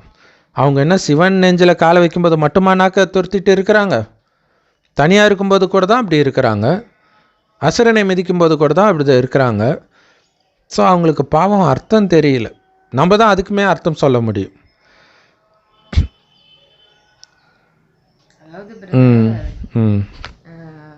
இந்த பக்தி படங்கள் கூட தமோ பிரதானம் ஆக ஆக ஆக புத்தி எப்படி வேலை செய்யுது பாருங்க. இதே கதையை வந்து முன்னாடி போடும்போது அவங்களுடைய மனநிலைக்கு தகுந்த மாதிரி அதுக்கு விளக்கம் கொடுத்துருக்குறாங்க. இப்போ பாருங்க, நீங்கள் சொல்கிற மாதிரி சொல்கிறாங்க. அதே மாதிரி தான் சிவலிங்கத்துக்கும் விளக்கம். இப்போ நம்ம மனநிலை எப்படி இருக்கோ அது தகுந்த மாதிரி விளக்கத்தை கொடுத்துக்கிறாங்க. கரெக்ட். ஆனால் நம்ம உருவாக்குற படத்தை பாருங்கள், எல்லாமே அர்த்தம் நிரம்பியதாக இருக்குது. அர்த்தம் இல்லாத படமே நம்மக்கிட்ட கிடையாது. ஆனால் உங்களுடைய படத்தை மனிதர்களுக்கு நீங்கள் புரிய வைக்காத வரைக்கும் அவங்களால புரிஞ்சிக்க முடியாது. இதுனா வித்தியாசமாக இருக்குது அப்படின்ட்டு போயிட வேண்டும். ஏதோ ஜாதகம் மாதிரி கட்டமாக ரவுண்டாக போட்டு வச்சுருக்குறாங்கன்ட்டு போயிடுவாங்க. ஸோ புத்திவானுக்கெல்லாம் புத்திவான் ஞானம் நிரம்பிய அந்த ஒரு தந்தையினால் மட்டும்தான் இதை புரிய வைக்க முடியும். ஸோ அவர்கிட்ட ஞானத்தை எடுத்து நாம் மற்றவர்களுக்கு புரிய வைக்கிறோம், அவர்கிட்ட இருந்து வழியை பெறுகிறோம். நீங்கள் ஈஸ்வரிய குலத்தின் அங்கத்தினர். கடவுள் வந்து உங்கள் ராஜ்யத்தை ஸ்தாபனை பண்ணுறார். இப்போ உங்களுக்கு எந்த ராஜ்யமும் கிடையாது. இருந்தது சொர்க்கத்தில், நரகத்தில் கூட இருந்தது. ஆனால் இப்போ கிடையாது, எல்லாம் மக்களாட்சி ஆயிடுச்சு. தேவதா தர்மம் கண்டிப்பாக இருந்தது. சூரிய வம்ச ராஜ்யம் இருந்தது, சந்திரவம்ச ராஜ்யம் இருந்தது. ஸோ பாபா சொல்கிற உண்மையான கீதையின் மூலமாக தான் இந்த பிராமண குலமும் சூரிய வம்சமும் சந்திரவம்சம் இந்த 3ம் ஸ்தாபனை செய்யப்படுது ஒரே நேரத்தில் இல்லையா. அந்த திரிசூலம் 3 கோடி நெத்தியில் போகிறதுக்கு இதுவும் ஒரு அர்த்தமாகுது. 3 தர்மத்தை ஸ்தாபனை பண்ணுறார். வேறு எந்த தர்மமும் அங்கே இருக்காது துவாபர ஆரம்பம் வரைக்கும். ஸோ குழந்தைங்களுக்குத்தான் இந்த சிருஷ்டி சக்கரத்துடைய முதலிடை கடை பற்றிய ரகசியம் தெரியும். இதுக்கு முன்னாடி நீங்கள் கூட என்ன நினச்சிங்க, மகாபாரத யுத்தம் நடந்து ஒட்டுமொத்தமாக உலகம் அழிஞ்சிடுச்சு அப்படின்னு நினச்சிக்கிறோம். உலகம் அழிந்த பிறகு கிருஷ்ணர் ஆளிலையில் கடலில் மிதந்துட்டு வருவார். எப்படி கிருஷ்ணர் திடீர்னு வந்தார்? வானத்துலேருந்து குதிச்சாரா? சரி, அப்படியே தனியாக கிருஷ்ணர் வந்தாலும் அப்புறம் எப்படி இனவிருத்தி ஆகும்? ஸோ ஸ்ரீகிருஷ்ணர் நம்பர் 1 முதலாக தூய்மையாக பிறந்த குழந்தை. அதுக்கு முன்னாடி மனிதர்கள் இருக்கிறாங்க. மற்றபடி இது கடலில் மிதக்கிற விஷயம்லாம் கிடையாது. குழந்தை கடலில் மிதக்குமா முதல்ல? ஸோ இதெல்லாம் நம்ம இப்போ புரிஞ்சுக்கிட்டோம். யார் இந்த ஆன்மீக படிப்பை நல்லா படிக்கிறாங்களோ அவர்களுக்கு அளவற்ற சந்தோஷம் கிடைக்கும். யார் இதை நல்லா படிக்கிறாங்களோ அவங்க தான் மதிப்போட பாஸும் ஆக முடியும். ஆனால் உங்களுடைய புத்தி பாபாவோட மட்டும் இணைஞ்சிருந்தால் தான் இதெல்லாம் சாத்தியம். வேறு யார்கிட்டையாவது உங்கள் புத்தி இணைஞ்சுது, அந்த மனிதனுடைய ஞாபகம்தான் வரும். படிக்க வேண்டிய நேரத்தில் உங்கள் புத்தி வேறு திசையை நோக்கி போயிட்டு இருக்கும். அதனால தான் லௌகீக படிப்பு படிக்கிற மாணவர்கள் கூட பிரம்மச்சரிய விரதத்தில் இருந்து தானே படிக்கிறாங்க. குழந்தை கல்யாணம் தப்புன்னு சொன்னதுக்கு முக்கியமான காரணம், படிக்க வேண்டிய வயதில் காமத்தில் விழுந்தால் அவர்களால் படிக்க முடியாது. அது அவங்களுக்கே தெரியல. இதனால் தான் வேண்டாம்னு சொல்கிறோம்ட்டு. ஸோ குழந்தைகளுக்கு உங்களுடைய புத்தி ஒரு தந்தையை தவிர வேறு எங்கேயும் போகக்கூடாதுன்னு சொல்லப்படுது. ஆனால் நிறைய பேர் உங்களில் இன்னமும் பழைய உலகத்தின் உறவுகளையே நினச்சிட்டு இருக்கிறீங்க. இங்கே உட்காந்துட்டு இருந்தாலும் பாபா சொல்வதை உங்கள் காது கேட்க மாட்டேங்குது அப்படின்னு சொல்கிறார். பக்தி மார்க்கத்திலும் அப்படித்தான். சத்சங்கத்தில் உட்காந்துட்டு இருக்கும் பொழுதும் அவங்களுடைய புத்தி இங்கே அங்கே சுற்றிக்கிட்டு தான் இருக்குது. எங்கே நம்ம குழந்தை, எங்கே மனைவி, எங்கே இருக்கிறா, எல்லாம் இருக்காங்களா, ஏதாவது ஆயிடுச்சா, செக் பண்ணிக்கிட்டே இருப்பாங்க. ஸோ இது மிக கடினமான மிக முக்கியமான பரீட்சை. இதன் மூலமாக தான் சொர்க்கத்தின் ஆரம்பத்துக்கு போகிறீங்க. 5000 வருடம் இழந்த அத்தனையும் மீட்டு கொடுக்குறார் பாபா. அதுக்கு நீங்கள் பண்ண வேண்டியதெல்லாம் என்னை பிடிச்சிக்கோங்க, என் கையை பிடிச்சிக்கோங்க, நான் இட்டு போகிறேன். புத்தியினால் பிடிச்சிக்கோங்க. இங்கே உட்காந்துட்டு இருக்கும்போது சிலர் கேட்குறதே கிடையாது. ஆனால் மற்றவர்கள் கேட்குறாங்க, அதனால் ஆனந்தத்தை அனுபவமும் பண்ணுறாங்க. ஸோ பாபா முன்னாடி உட்காந்துட்டு சந்தோஷத்தின் ஊஞ்சலில் ஆடிக்கிட்டே இருக்கிறாங்க. உங்களுடைய கடைசி எண்ணம் எப்படியோ, உங்களுடைய புத்தி ஒருவேளை பாபாவோடு இணைஞ்சு இருக்குது கடைசியிலன்னா அது உங்களை பாபா கிட்ட அழைச்சிட்டு போயிடும். உங்களுடைய இலக்கு அது தானே. அதுக்கு நீங்கள் முயற்சி பண்ணணும். அளவற்ற செல்வம் இருக்கும். இங்கே ஒன்றுத்துக்கும் உதவாதது பின்னாடி போனீங்கன்னா அது உங்களுக்கு துக்கத்தை தான் கொடுக்கும். அந்த செல்வமும் காணாமல் போயிடும். இயற்கை சீற்றத்தில் அரசாங்கமே அபகரிக்கிற காலம் வரும்ன்றார். நல்லது. ஒரு விதத்தில் 500 ரூபாய் 1000 ரூபாய் செல்லாமல் போனது கூட அரசாங்கம் அபகரித்த மாதிரி தானே, பயன்படுத்த முடியாது. ஸோ அற்புதமான ரகசியத்தை சொன்ன இனிமையான பாப்தாதாவுக்கு அன்பு நினைவுகள் மற்றும் காலை வணக்கம். பாபா சொல்கிறாங்க, வெற்றி மாலையில் மணி ஆகணும் அப்படின்னா நிறைய முயற்சி பண்ணணும். பாபாவை மாதிரி ரொம்ப ரொம்ப இனிமையாகி பாபா சொல்கிற ஒரு வழி விடாமல் ஃபாலோ பண்ணணும். உங்களுடைய பாதுகாப்பு கவசம் ஒரே கவசம் யோகம் மட்டும்தான்.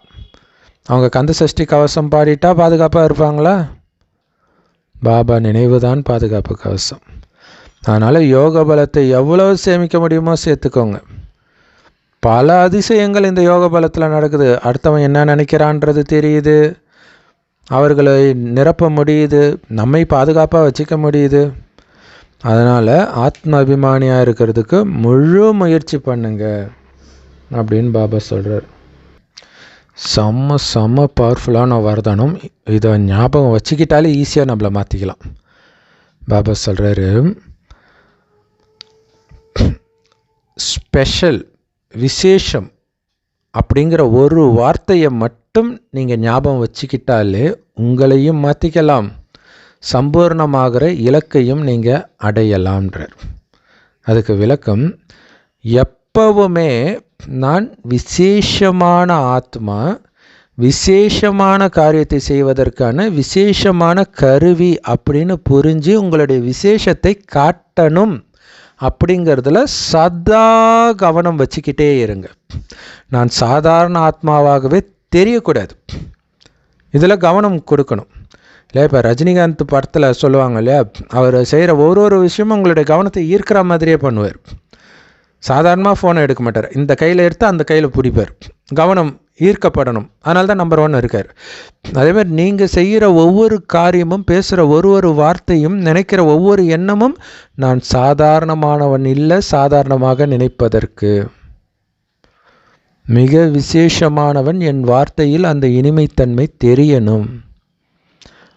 அப்படி ஒரு விஷயத்தையும் நான் விசேஷமான ஆத்மா, விசேஷமான காரியத்தை செய்வதற்காக அவதரிச்சிருக்கிற ஆத்மா அப்படிங்கிற ஞாபகம் இருக்கணும். இப்போ பாபா பாருங்களாம், உலகில் விஷயத்தை கேட்டால் என்கிட்ட எதுக்கு கேட்குறீங்க, அதுக்காக நான் வந்திருக்கிறேன்றார். இப்போ விசேஷமான காரியத்தை வந்த நான் எப்படி சாதாரண விஷயத்தை பற்றி பேசுவேன்றார். நாமளும் அப்படித்தானே இருக்கணும். அதனால் எப்போவுமே விசேஷன்ற ஒரு வார்த்தையை மட்டும் ஞாபகம் வச்சுக்கோங்க. உங்களுடைய பேச்சு விசேஷமாக இருக்கட்டும், உங்கள் பார்வை விசேஷமாக இருக்கட்டும், நீங்கள் செய்கிற ஒவ்வொரு காரியமும் விசேஷமாக இருக்கட்டும், நீங்கள் நினைக்கிற ஒவ்வொரு எண்ணமும் விசேஷமாக இருக்கட்டும். சாதாரணமாகவே இருக்கக்கூடாது, விகாரமாக நெகட்டிவாக இல்லை, சாதாரணமாக கூட இருக்கக்கூடாதுன்றார். வீணானதாக இருக்கக்கூடாது, எல்லாமே விசேஷமானதாக இருக்கணுன்றார். ஸோ இப்படி ஒவ்வொரு விஷயத்தையும் நீங்கள் விசேஷமாக ஆக்கிட்டீங்க அப்படின்னா நீங்கள் ஈஸியாகவே சுயமாற்றம் அடைந்தவராகவும் உலக மாற்றம் செய்பவராகவும் ஆக முடியும். அப்போ சம்பூர்ணம் அடையிற உங்களுடைய லட்சியத்தை ஈஸியாக அடைய முடியும். ஸோ பண்ண வேண்டியதெல்லாம் என்ன, நான் பேசுவதில் விசேஷம் இருக்கணும் இல்லையா? அந்த ஒரு ரஜினி பாட்டு, பாஷா படத்தில், நீ நடந்தால் நடை அழகு, நீ பார்த்தால் சிரிப்பழகு, இது மாதிரி அழகுன்னு வரும். அது ஒரு விசேஷம், அதையே கூட நம்ம எடுத்துக்கலாம் இல்லையா? அந்த மாதிரி நீங்கள் பண்ண ஒன்றும் திருக்குறள்லே வரும். உங்ககிட்ட ஒருத்தர் பேசிட்டு போனாங்கன்னா திரும்ப உங்களை எப்படா பார்ப்போன்னு ஏங்கணுமா, அந்த மாதிரி ஒரு ஆழமான ஒரு ஸ்டாம்ப் அவங்க இதயத்தில் ஆழமாக நச்சுன்னு வைக்கணும் நீங்கள். அந்த மாதிரி உங்களுடைய குணம் இருக்கணும், பேச்சு இருக்கணும், செய்கை இருக்கணும், எண்ணம் கூட இருக்கணுன்றார். ஸோ அப்போ தானாகவே நீங்களும் மாறிடுவீங்க, உலகமும் மாறும். ஏன்னா உங்களை பார்த்தே எல்லாம் மாறிடுவாங்க. இப்போ சம்பூர்ணமும் அடைஞ்சிடுவீங்க. எவ்வளோ ஈஸியான வழி கொடுத்துருக்காரு. ஸோ இன்றைக்கி ப்ராக்டிஸாகவே இதை பண்ணலாம். ஸ்லோகனும் சூப்பர். மாயையின் தடையை கண்டு பயப்படாதீங்க, அதுக்கு பதிலாக வந்திருக்கிறது மாயா இல்லை, தடை இல்லை, டெஸ்ட் பேப்பர். அதை நான் எழுதி பாஸ் பண்ணணும். எப்படி பாஸ் பண்ணுறது? பாஸ் பண்ணுறதன் மூலம் பாஸ் பண்ணணும். பாஸ் பண்ணுறதுனா என்ன அர்த்தம்? இங்கிலீஷில் 2 அர்த்தம் இருக்குல்ல. பாஸ்னால் தேர்ச்சி பெறுதல், இன்னொன்று கடந்து செல்லுது. கடந்து சென்றுட்டிங்கன்னா பாஸ், நின்று முட்டி மோதிக்கிட்டு இருந்தீங்கன்னா ஃபெயில். கடந்து போய்கிட்டே இருக்கணும். என்னுடைய இலக்கு கண்ணுக்கு தெரியணும். நாராயணன் பதவி, இதெல்லாம் ஒரு பெரிய விஷயம். திட்டுறாங்களா திட்டட்டும், தூற்றுவார் தோற்றட்டும், போற்றவர் போற்றட்டும், நான் என் கடமை செய்து கொண்டே இருப்பேன்ட்டு ஒரு பாரதியார் பாட்டு வரும். அந்த மாதிரி நீங்கள் பாட்டுக்கு சேவை செஞ்சுட்டு போயிட்டே இருக்க வேண்டியதுதான். நீங்கள் அதை கண்டுக்கவே இல்லைன்னா பாஸு. கொஞ்சம் மனசில் சஞ்சலம் ஆனால் கூட உங்களுடைய மார்க்கு குறையுதுன்னு புரிஞ்சுக்கோங்க. நீங்கள் திட்டலாம் தேவையில்லை, மனசில் சஞ்சலம் அடைஞ்சாலே. ஸோ செம பவர்ஃபுல் ஸ்லோகனும் கூட. அடுத்தது பயிற்சி. ரொம்ப ரொம்ப ரொம்ப சூப்பர் பயிற்சி, வரதானத்துடைய தொடர்புடைய பயிற்சி. உங்களுடைய மனதின் தரத்தை உயர்த்திட்டிங்கன்னா தானாகவே தரமான ஆத்மாக்கள் தான் உங்கள் நெருக்கத்தில் வருவார்கள் இல்லையா? இப்போ குல்சார் தாதிலாம் இருக்கிறாங்க, அவங்க நம்ம நெருக்கத்திலே இருக்கிறாங்க. எல்லா மகாரதிகள் நெருக்கத்திலே இருக்கிறாங்க. அவங்களுடைய தரம் உயர்ந்திருக்குது, அதனால் அவங்க தொடர்பிலே இருக்கிறாங்க.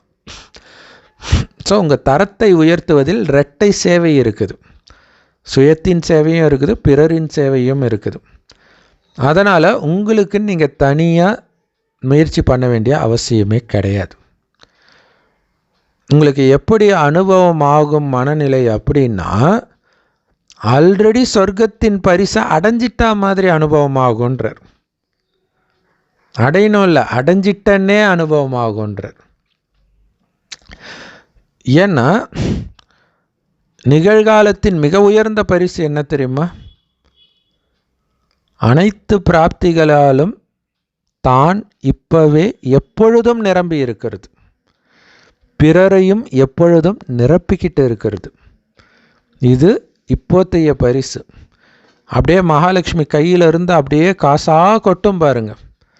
அது அனைத்து செல்வமும் இப்போ நமக்கும் நிரப்பிக்கிறோம், மற்றவர்களுக்கும் நிரப்பிக்கிறோம்.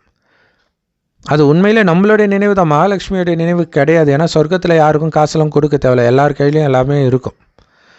ஸோ இப்போ நாம் நிரப்புகிறோம். ஸோ அதுக்கு நீங்கள் பண்ண வேண்டியதெல்லாம் உயர்ந்த தர ஆத்மா விசேஷம். அதான் வரதானத்துடைய கண்டினியூஷன் தான் அது. ஆக்சுவலாக பேசுவது எல்லாத்துலேயும் விசேஷமாக வச்சுக்கோங்க. தரம் உயரும், உங்களுடைய சேவை, மற்றவர்களுடைய சேவை எல்லாமே இருக்கும். அப்போ தானாகவே இப்போவே நாராயணன் ஆயிட்டா மாதிரி இருக்கும். அப்படித்தான் பிரம்மா வாழ்ந்தார். அதனால தான் திடீர்னு பிரம்மா தெரிகிறார், திடீர்னு கிருஷ்ணர் தெரிகிறார். மாறி மாறி மாறி மாறி தெரிஞ்சாங்க. ஏன்னா அவர் கிருஷ்ணராகவே வாழ்ந்துட்டு இருந்தார். செம செம செம பவர்ஃபுல் வரதானம் ஸ்லோகன். இதில் அதாவது பாபா சொல்கிறாரு, ஃபஸ்ட்டில் வருவாங்க அந்த நாராயணன். இங்கே எல்லாருமே இங்கே என்ன பண்ணுறாங்கன்னா பிரதர், ஃபஸ்ட்டில் வர்றாங்க இல்லையா, அந்த அதிகாரத்தை மட்டும் எடுத்துக்கிறாங்க. அதை மற்றவங்கள்ட்ட அதிகாரம் பண்ணுறதில்ல, குணத்தை விட்டுடுறாங்க. ஸோ அதில் நம்ம ரொம்ப கவனம் கொடுக்கணும். இங்கே நம்ம நாராயணன் இப்போ பாபா சொல்கிறாரு, சத்தியகுத்தரை நினைங்க நினைங்க நினைங்கன்னு சொல்கிறதுக்கு என்ன அர்த்தம் அப்படின்னா, அங்கே இருக்கிற மனநிலை எப்படி இருக்குது, அங்கே எப்படி பேசுவாங்க, அங்கே எப்படி பார்ப்பாங்க, அங்கே எப்படி விடுபட்டு இருப்பாங்க. இப்போ ஜீவன் முக்தி அப்படின்னா அந்த விடுபட்டு இருக்குது, இந்த காமம், கோபம், பற்று, பேராசை, அகங்காரம் இல்லாமல் இருந்தால் எப்படி நமக்கு ஃபீல் இருக்கும், அதை உணருங்க ஃபஸ்ட்டு. இப்பவே மகாலட்சுமியா ஆதி ஸ்வரூபத்தை தானே பார்க்க சொல்றாரு. அந்த உணர்வை நம்ம எடுத்துட்டு வரணும். சத்தியுகத்துல இருக்கிற மாதிரி நம்ம நினைக்கிறதே அதுதான். இப்போ நாராயணன் அப்படின்னாலே அதுதான். நம்ம அந்த குணத்தை எமர்ஜ் பண்றது தான் இங்க. இப்போ ஒரு எக்ஸாம்பிள் சொல்லணும் அப்படின்னா, இப்போ பாபா சொல்லியிருந்தாரு, எந்த நீங்கள் தேகோணூரில் இருந்தீங்கன்னா துக்கம் ஃபீல் ஆகும், நீங்கள் ஆத்மனூருக்கு வாங்கங்கிறீங்க. ஸோ அதை நம்ம எமர்ஜ் பண்ணி பார்க்கலாம். எப்படின்னா, ஒருவேளை எந்த பிரச்சனை வந்தாலும் என்னால் அமைதியாகவே இருக்க முடியுது அப்படின்னா எவ்வளோ சந்தோஷமாக இருக்கும். இப்போ உங்களை திட்டுறாங்க, பாராட்டுறாங்க, மோசமாக பேசுகிறாங்க, என்ன வேணாலும் பண்ணிக்கிட்டோம், என்னால் அமைதியாகவே இருக்க முடியுது, என்னால் அந்த கொஞ்சம் கூட என்னால் சஞ்சலமே ஆக முடியல அப்படின்னா எப்படி இருக்கும் நமக்கு அந்த ஃபீல். அந்த ஃபீல் எடுத்துகிட்டு வரணும் நம்ம. ஸோ அந்த ஃபீல் எடுத்துகிட்டு வரணும்னு நினைக்கும் போது தான் அந்த அமைதிக்கே நம்ம முயற்சி பண்ணுவோம் ஃபஸ்ட்டு நம்ம. ஸோ அந்த மாதிரி இப்போ அதே மாதிரி வந்து பார்த்தீங்க அப்படின்னா ஒரு குணத்தையுமே நம்ம எடுத்துக்கலாம். அதாவது இங்கே ரொம்ப முக்கியம் அமைதி. அதாவது வந்து என்ன நடந்தாலும் கொஞ்சம் கூட சஞ்சலம் ஆகாமல் இருக்குது. அந்த சஞ்சலம்ங்கிறது எதுவாகனா எடுத்துக்கலாம். காமத்தினுடைய சஞ்சலமாகவும் இருக்கலாம், இல்லை பேரு புகழ் சஞ்சலம், அப்புறம் மரியாதையே, அதுக்கப்புறமேல வந்து என்னுடையது, அவகுணம், மரியாதை, எது வேணாலும் எடுத்துக்கலாம். நம்ம கொஞ்சம் கூட ஆடாமல் அசையாமல் அப்படியே ஆழ்ந்த அமைதியிலேயே அப்படியே எந்த ஒரு இதுவுமே இல்லாமல் அந்த அமைதியை ஃபீல் பண்ணும்போது நமக்கு என்ன அனுபவம் ஆகணும் அப்படின்னா, மற்றவங்களுக்கு கொடுக்கணும், கொடுத்துட்டே இருப்போம். அந்த அதாவது எப்படி சொல்றது, அந்த கொடுக்கணும், அந்த ஒரு அதாவது அது தானாகவும் போகும். இன்னொரு விஷயத்துல வந்து அந்த ஆத்மாவுக்கு நல்லது நடக்கணும், இவங்க பாபா குழந்தையாகணும் அப்படிங்கிற எண்ணம், அந்த உள்ளுணர்வு, அந்த சுப விருப்பம், அந்த சுப ஆசைன்னு சொல்றாங்களே, அந்த சுப பாவனை நமக்கு வரும். பாபா சொல்றாரு நீங்க கொடுங்கன்னு சொல்றாரு. ஆனா நம்மளோட உள் உணர்வுல அந்த எண்ணம் இருக்குதா, உண்மையிலே நமக்கு கொடுக்கணுங்கிற அந்த ஃபீல் இருக்குதா, எப்போ அந்த ஃபீல் வரும்? இந்த பாபா சொல்கிற அந்த விடுபட்ட பயிற்சி, அமைதி, சொர்க்கத்தை நினைக்கிறது, அந்த மனநிலை எடுத்துகிட்டு வருது, எல்லாமே விசேஷமானவன் நினைக்கிறது, அதெல்லாம் நம்ம கொஞ்சம் கொஞ்சமாக கம்பைன் பண்ணி அதாவது இப்போ பாருங்களேன், இப்போ நம்ம எவ்வளோ விஷயங்கள் இங்கே பேசுகிறோம் பிரதர், எவ்வளோ ப்ராக்டிஸ் பண்ணுறதுக்கு எவ்வளோ விஷயங்களை கொடுக்குறாரு பாருங்க. நமக்கு வந்து காலையில் அமிர்த வேளையில் ஏந்திரிச்சு என்ன பண்ணணும்னு தெரியலன்னு சொல்லவே கூடாது. ஆக்சுவலி இவ்வளோதான் கொடுத்துருக்காரு. கண்டிப்பாக 2 மணி நேரம் பத்தாது நமக்கு. நாள் முழுக்க பயிற்சி பண்ணிக்கிட்டே இருக்கலாம், சிந்தனை பண்ணிகிட்டே இருக்கலாம்.